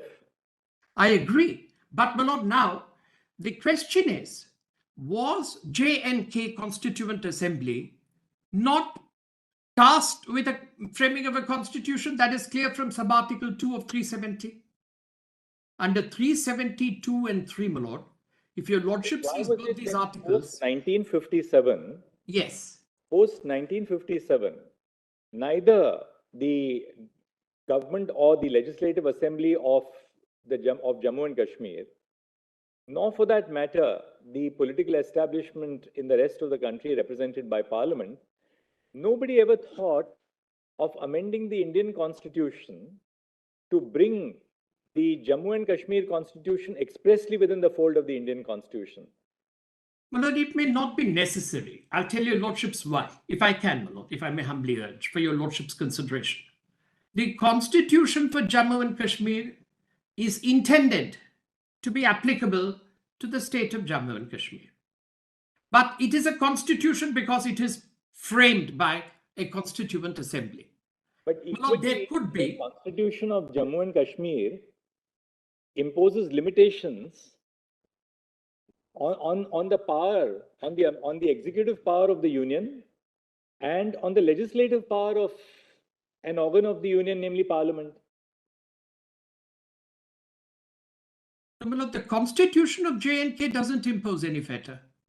The Constitution of J&K refers to the fact that, the residuary power would be vested with the... Yes. Just forgive me. I'm obliged. That is a clear fetter. I'm just giving you one example of the fetters. But therefore, there are fetters in the J&K Constitution on the operation of the Union Constitution. Well, this is actually the asymmetry. Was it not necessary after 1957 for the Constitution of the Union, which was now the only constitution for the entirety of the country, including Jammu and Kashmir, which had acceded to India, Was it Well, not that is- necessary for the Indian constitution to be amended to recognize some other constitution as an intrinsic part of this constitution? my lord, what they did was, in the order, 54 order, I'm answering, my lord, the Chief Justice's question as an example. I'm answering the question, my lord. If your lordship sees the 54 order, the subject of stateless was omitted in its application. So what we have done is, with the help of the 54 order, we have imposed fetters on the constitution. Well, that's the point for your lordships to consider. The 54 order, by saying that under Article 246, only Article 1 will be read, 2, 3, and 4 were initially, my lord, omitted in the 54 order. Subsequently, my lord, 3 and 4 were omitted. Only 1 and 2 were retained. And, my lord, in the list, namely in the 7th schedule, the state list was completely omitted. It has been omitted, my lord, in the order itself. So what I'm submitting is, when your lordship said that there is a certain degree of denudation of power which otherwise is available under the constitution, like, my lord, say for instance, entry 97, my lord, entry 97 of list 1. But entry 97 of list 1 was in the 54 order deleted. But in their constitution, they have said whatever is the domain of parliament, whether it is in the concurrent list or in the union list, it is entirely for parliament to frame laws. The rest of it will be the residuary powers of the state legislature. So, my lord, this is what I meant, that the two talk to each other. The orders, that is, my lord, 370 orders and the Jammu and Kashmir constitution, they both speak to each other. As your lordships rightly said, there are some carve-outs for Jammu and Kashmir. But those carve-outs, my lord, are volitionally done. Those carve-outs in the order of 1954, by giving them this sense that you have freedom to legislate in your spheres, was a conscious carve-out. That is the point I'm making. But that's the problem, Mr. Subramanian, because as you rightly said that these were volitional carve-outs. So, just as the union has therefore issued those COs, right from 1950, 1952, 1954, unless there is some higher constitutional precept which prevents them from modifying that carve-out, what is there to restrain the union from modifying the terms of that carve-out? Well, the Unless we answer, were to make the Jammu and Kashmir constitution a part of our constitution to impose fetters on the power of parliament or the executive. my lord, may I answer? Otherwise, My lord, may I endeavor to answer? It arises about concurrence. Yes. Concurrence and consultation, and there we have Yes. to decide whose concurrence was required in a state at a point of time Yes. when 356 is in operation. If you Well, accept that- your argument, Yes. during 356, the operation of 356, you cannot exercise under the second proviso to Article 371D at all. Yes, If you that is, accept my that, lord. then you're home. You're Yes. home completely. But, my lord, I want to Accept that yes. during the time that the power of the union under the second proviso to Article 370D is not denuded when 356 is in operation. In that event, the union was clearly within its power. For instance, suppose 356 is in operation. All the executive powers of the state are assumed by the union. Who issues an ordinance in the state? My lord, An ordinance has to be issued in a state. yes. Any state, state A of the Union of India. Powers under 356 are assumed by the President of India. Urgent circumstances arise, an ordinance has to be issued. Can the President not issue an ordinance for the purpose of that state?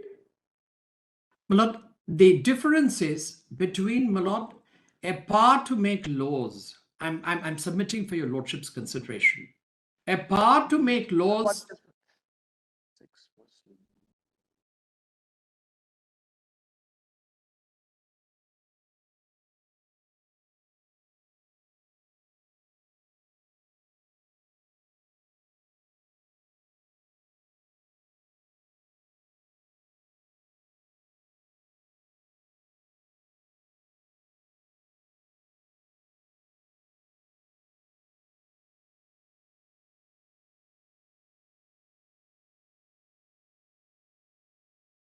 My Lord, my submission is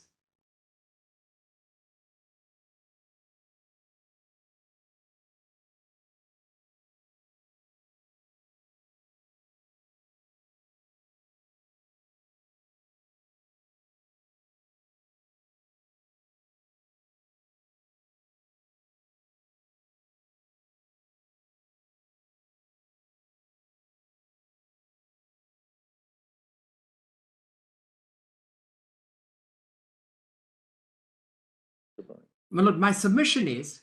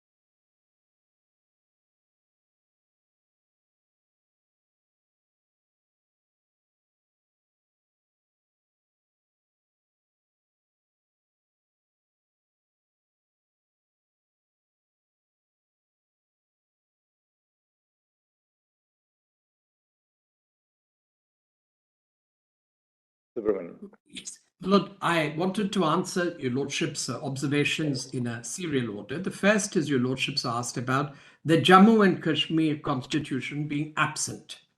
It is not, my Lord, it is absent. It is actually, there is a recognition of the position of the Constitution because many parts of our Constitution under the 54 order were not applicable to the state of Jammu and Kashmir. That's the first. The second is, my Lord, the Jammu and Kashmir itself has fundamental features, is acknowledged in a passage of Chief Justice Sikri in Keshavananda Bharati's case. I'll point it out. Thirdly, as far as, my Lord, the power under Article 356 is concerned, it is conditioned, my Lord, for a certain purpose. Your Lordships have already heard submissions on it. Article 370, my Lord, does not, it is completely alien to the purpose of 356. Article 370, my Lord, is a case where there has to be bilateralism in the very nature of things. If your Lordships were to read the transposition of power in the governor and in the president, then, my Lord, the net effect is that even though Article 370 begins with a non-obstant clause, my Lord, it will be rendered nugatory. My Lord, the reason why special powers are there are only when they are conditioned by emergent needs. The scope of 356, my Lord, is emergency. And, my Lord, it is well settled. Even whatever is done during a president's proclamation in 356 cannot be irreversible. It cannot be final. My Lord, that is why it is an interim arrangement for the continuance of the Constitution under 356. Under 356, my Lord, it is not intended to be a reservoir for power for actually exercising powers under the Constitution which have nothing to do with emergency. They have nothing to do at all. Then, my Lord, I say that 370 is outside the ambit of 356 because it is not germane to the purposes of 356. And 370 contemplates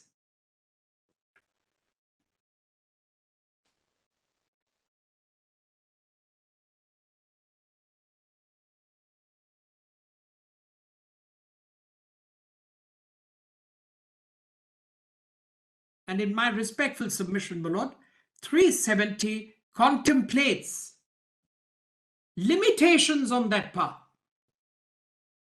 These are, my Lord, express limitations.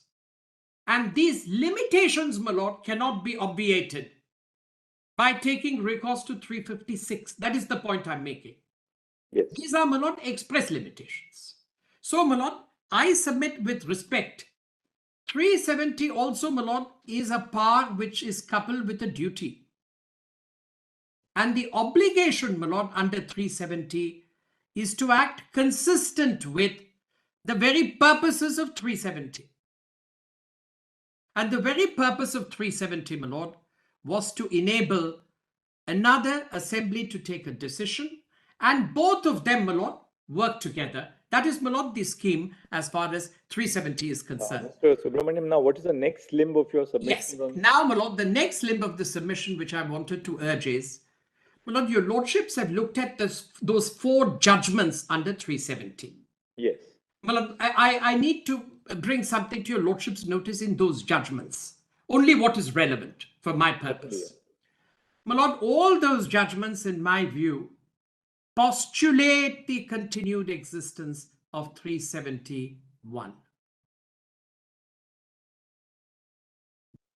And the judgments clearly establish that notwithstanding the cessation of the Constituent Assembly, 370 would operate. And my Lord, there's a reason why it must operate. If the Jammu and Kashmir Constitution, my Lord, has to operate, 370, my Lord, has to be in existence.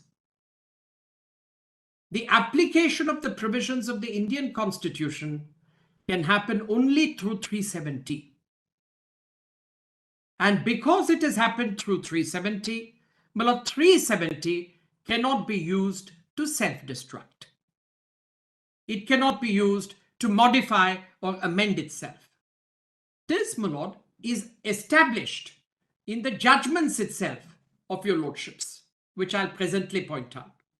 The second is, in Sampat Prakash, there is, my lord, an express statement which is supported by legislative record that the Constituent Assembly did not abrogate but insisted on the continuance of Article 370. If that is so, my lord, I submit that Sampat Prakash takes the position that 370 is there to stay. And my lord, there is another important aspect. Why is it that the J&K Constitution was not taken note of by an express constitutional provision? The answer to that also is as follows, my lord. The power to amend the J&K Constitution, being a constitution created by a Constituent Assembly, can only lie with the body which has been created by that constitution. That, my lord, is settled law, that if a constituent body or a constituent power prescribes a constitution and elects a body under that constitution, the power to amend that constitution will lie with that body. So the body, my lord, which is competent, I'm so sorry, my lord. About Subramaniam, on that there may be a slight issue for the simple reason. One, when we read the earlier part of 1954 order, it was quite clear that the Indian Constitution has been adopted with the omissions and modifications. We may call it a J&K Constitution. It may have been referred to as J&K Constitution, but what is adopted is the Indian Constitution with exceptions and modifications. One. Number two, Article 370 by very nature is very flexible. It's flexible. And normally constitutions are flexible in time and space because they are made once, but they last for a long time. Yes, we have the basic structure doctrine, and that argument of yours that basic structure is there. But if you look at 370 itself, it's a flexible article. It says that modifications can be done to ensure that the Constitution of India, as applicable to the state of J&K, should assimilate whatever is applicable in other parts of the country. My lord, with respect, I think I have to give, my lord, an absolutely candid answer. My reading, my lord, of the Article 370, in the light of the structure of Article 370, 1, 2, and 3, my lord, orders may be issued under 371, but they have to be based on bilateralism. And that bilateralism is necessarily to involve what is agreed upon by the state or in turn the legislature. Sans the state, sans the legislature, I submit, my lord, it will not be consistent with constitutional principles to interpret 370 as if it can be done unilaterally. Well, the choice is as follows. Can the power be exercised under Article 370 unilaterally? My answer is no. The second, your lordship said it is a constitutional power. I completely agree. Third, but my lord, asymmetric federalism by its very definition means special provisions for special places or states. Like, my lord, you have provisions in the Constitution.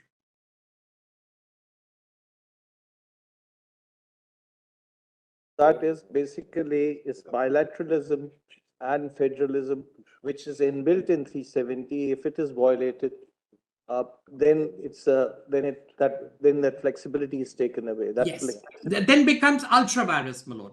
Then it becomes ultra-virus 370.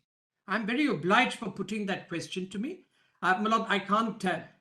So federalism and supremacy of the Constitution are, my lord, conjoint principles. both supremacy and federalism. And if both of them are injected or infused, but not necessarily in 370, then we have to see whether the exercise of the power under 370 can be destructive of those principles. That is the point, my lord, in this case. And there is a crucial point, my lord, which we must consider. The Jammu and Kashmir constitution, my lord, can be overturned, repealed by that legislature. But it cannot be abrogated by us. My lord, that constitution is also a document. It is also a document which is a legal document. It is both a normative document and a prescriptive document that has constituted, my lord, the legislature. The organs of the state have been constituted under that constitution. It is, my lord, entitled to be noticed. That constitution, my lord, cannot be wished away or abrogated unless the power to override that constitution can be located somewhere. My lord, this is the point here, that without there being an express provision in the constitution to override the Jammu and Kashmir constitution, my lord, what your lordships will see in CO 273 cannot happen. CO 273, if your lordship sees now with me, my lord, it abrogates a constitution. And that, my lord, cannot be done at all. Please just look at, my lord, for a moment, the document. Mr. Subramaniam. Yes, I'm so sorry, my lord. No, Mr. Sibal's own argument was that as the orders were issued from time to time, very little remained inside 370. Actually, that was his argument, that very little remained inside 370. So, do we have any examples where, when these COs were issued, there were any negative comment on it from the assemblies or any of the situations? My lord, that is what I'm submitting. All the COs, which your lordships will notice, some were issued, my lord, before the dissolution of the Constituent Assembly of Jammu and Kashmir. It's to dissolve, my lord, on the 20... I'm talking about the post-1957. Yes. Now, post-1957, my lord, there were orders which were passed. Those orders were with the concurrence of the government. They were with the concurrence under D, the other provisions which your lordships mentioned. For instance, Article 356, I'll give your lordships as an example. Article 356, my lord, was omitted in the 1954 order. It was applied for the first time in 1965 by a constitutional order. And your lordships have seen that in Article 356, the words are in order, in accordance with the provisions of this constitution. So, my lord, it was in the constitutional order, Article 356 was applied, saying the provisions of the constitution in Article 356 will mean provisions of the Jammu and Kashmir constitution. I can show that order, my lord, just as an example. That 356 itself came much later. My lord, it is not correct to say that by virtue of 370 everything has happened. No, these exceptions and carve-outs have continued. These exceptions and carve-outs have continued from the 54 order, which is why what is today abrogated is the parent order 54 as amended from time to time. Well, that is why it is necessary to bear in mind that these adaptations were based upon bilateralism. These modifications were based on bilateralism. But one important feature which I may bring to your lordship's attention is, in Article 372, my lord, there is a proviso that the competent legislature can pass a law even after a president passes an adaptation order. That, my lord, is not existent here because the legislature under 147 cannot do anything to the provisions of the constitution as applied in Jammu and Kashmir.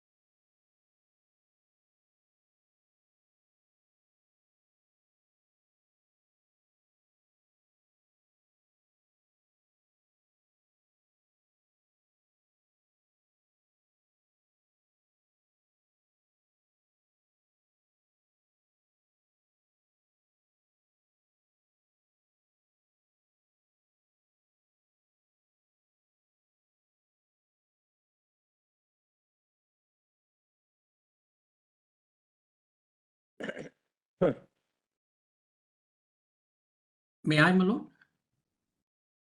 Yes, Mr. Raman. Sorry. My lord, I may now straight away point out to the 2 or 3 things in the decisions. Mr. Subramanian, just one small clarification I had. Yes, certainly. What Please. happened to the instrument as a matter of law? What happened to the instrument of accession after the Constitution of J&K came into being? My lord, the accession, that instrument of accession, my lord, really speaking, after the Constituent Assembly decided to accede, it was ultimately, my lord, that decision which operated. The instrument of accession, my lord, was done initially in 48, as your lordships recollect. But in that instrument of accession, there was a clear reservation that I'm not making any commitment to abide by the Constitution. My lord, there were some conditions, reservations placed in it. But normally, my lord, if suppose accession had to take place through the Maharaja, then there would have been a supplementary instrument of accession and a merger agreement, as was done with many others. So Whereas once here, the Constitution of Jammu and Kashmir recognizes that Jammu and Kashmir accedes to the dominant status of India, yes, that it becomes a part of Yes. India, yes. would it be correct to say then really that instrument of accession ceases to exist as an independent document in that sense? No, my lord, it did enable accession. For the purposes of sovereignty, my lord, What would be the status of the instrument of accession once the Constituent Assembly of J&K designed and promulgated the J&K Constitution? my lord, if I may say so with respect, the instrument of accession is a historical fact. It's a historical fact. I'm sorry, my lord. It's a historical fact. Would it be subsumed in the state constitution? Yes, my lord. Yes, because the state constitution itself recognizes the accession in 48. May I show that, my lord? May I show that? The constitution itself recognizes.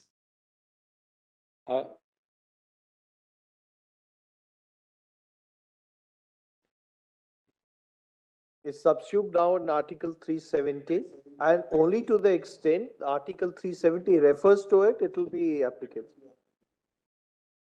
It has no use after 370 because Yes. it incorporates those matters in 370 automatically. Well, the instrument of accession was for a very limited purpose at that time. But, my lord, matters later on, as your lordships have seen, there was the Constituent Assembly and accession was complete. And the Constitution of J&K itself, my lord, has declared that integration to be complete. That was the decision of the Mr. people. Subramanian, the reason I asked you was this. Now I'll tell you why I asked you this question. Could it conceivably be that the fetter on the power of Parliament under Clause B of Article 371 was also a limited transitional provision which would operate so long as the instrument of accession held the field as an independent document? No, my lord, there is no evidence to that. Once the instrument of accession gets subsumed in the post-constitution document evincing a transfer of power, then to the extent that the instrument of accession itself has been subsumed, then the fetter on the power of Parliament cannot be relatable to the instrument of accession, but has to be found somewhere else. My lord, I'm grateful. The fetter, my lord, on Parliament is by virtue of 370 and, my lord, had no direct relation with the instrument of accession. If I may just point out, my lord, 370 was there as your lordships have seen in 1950.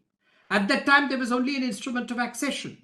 After the Constitution came into force, it is only in 1951 that the Constituent Assembly was constituted. And then, my lord, the Constitution was finally enacted in 1957. But between 51 and 57,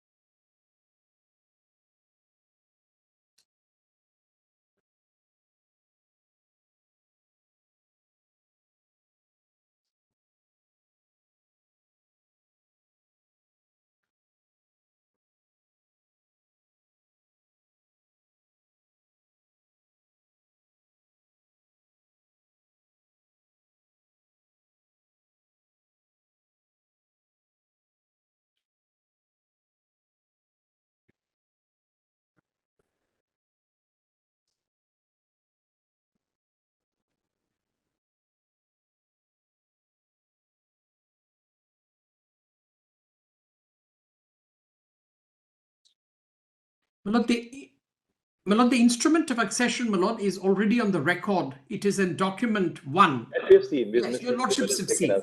And my lord, that is very clear that it is a period of transition.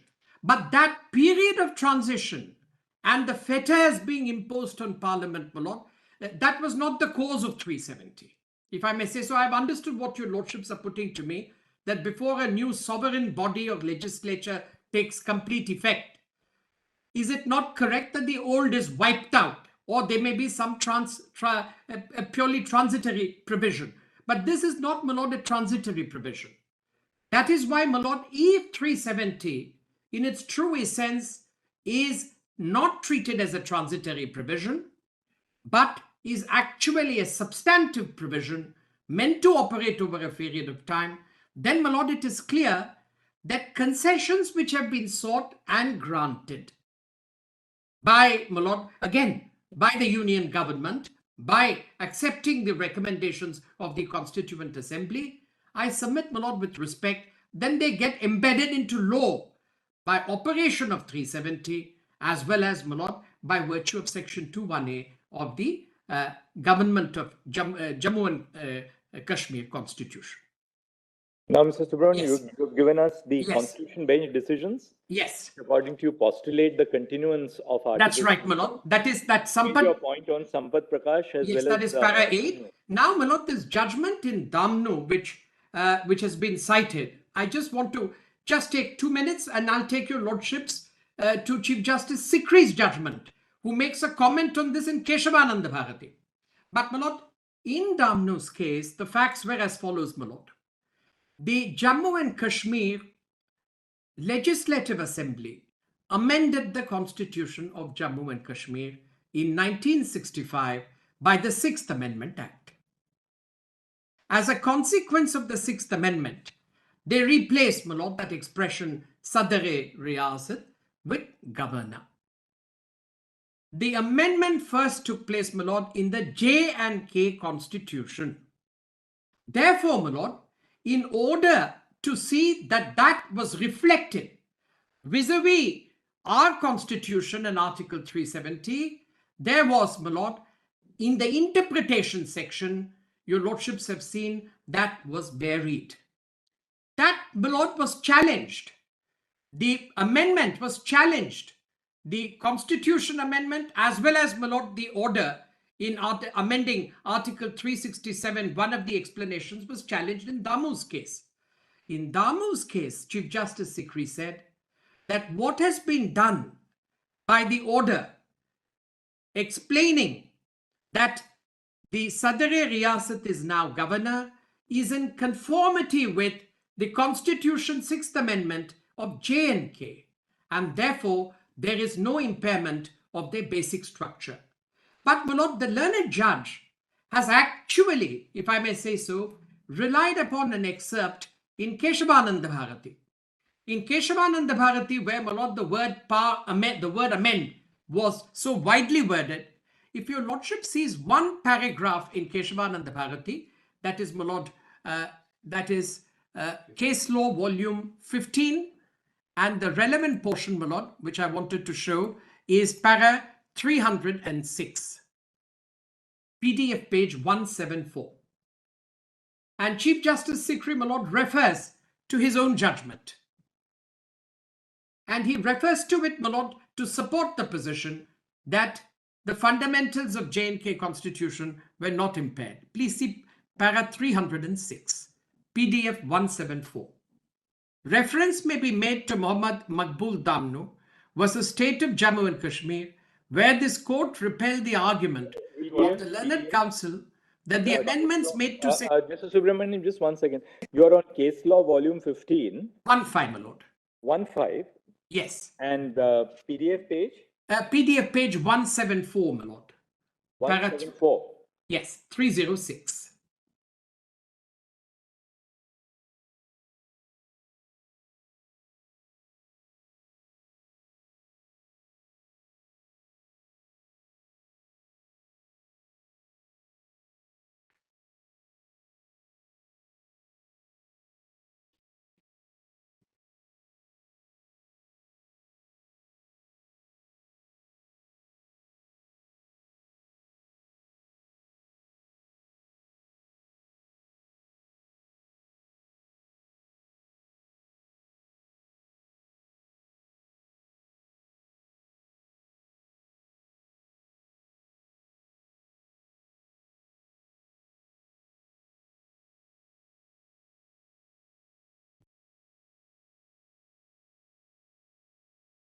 Yes, Mr. Subramanian. Yes, para 306, my lord. Reference may be made to Muhammad Damnu versus State of Jammu and Kashmir, where this court repelled the argument of the learned counsel that the amendments made to sections 26 and 27 of the Constitution of Jammu and Kashmir were bad because they destroyed the structure of the Constitution. The arguments of the learned counsel was that fundamentals of the Jammu and Kashmir state constitution has been destroyed. This argument was refuted in the following words. But the passage cited by him can hardly be availed of by him for the reason that the amendment impugned by him, in the light of what we have already stated about the nature of the explanation to Article 370 of our Constitution, does not bring about any alteration either in the framework or the fundamentals of the Jammu and Kashmir Constitution. The state government still continues to be the head, governor still continues to be the head of the government, aided by a council of ministers, and the only change affected is in his designation and the mode of his appointment. It is not as if the state government by such a change is made irresponsible to the state legislature or its fundamental character as a responsible government is altered. And then, my lord, please see the last sentence. There is no question of such a change being one in the character of that government from a democratic to a non-democratic system. Right. And my lord, I submit with respect, when we look at the exercise of power under 370, my lord, it must be informed with the idea that it should not offend any of the basic principles of the Constitution.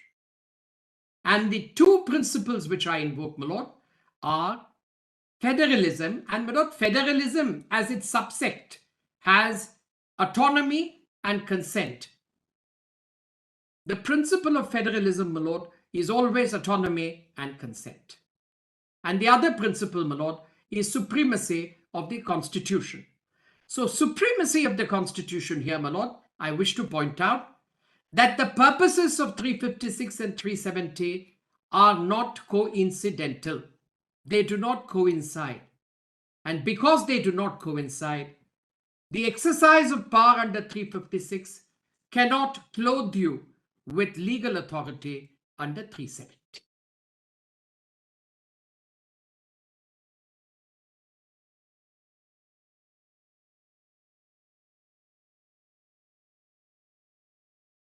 Now, what else, Mr. Subramanian, remains I for you? think, my lord, I've kept my word. I've honored my word. I said I wouldn't take more than a certain amount of time. But, my lord, I would request your lordships to ask any questions your lordships may consider. I think, Sanjay. Been doing, Mr. Subramanian. Thank you so much, Mr. Subramanian. Thank you, my lord. Very brief and very incisive. Thank you very much. Thank you. Thank you. Grateful. Thank you very much.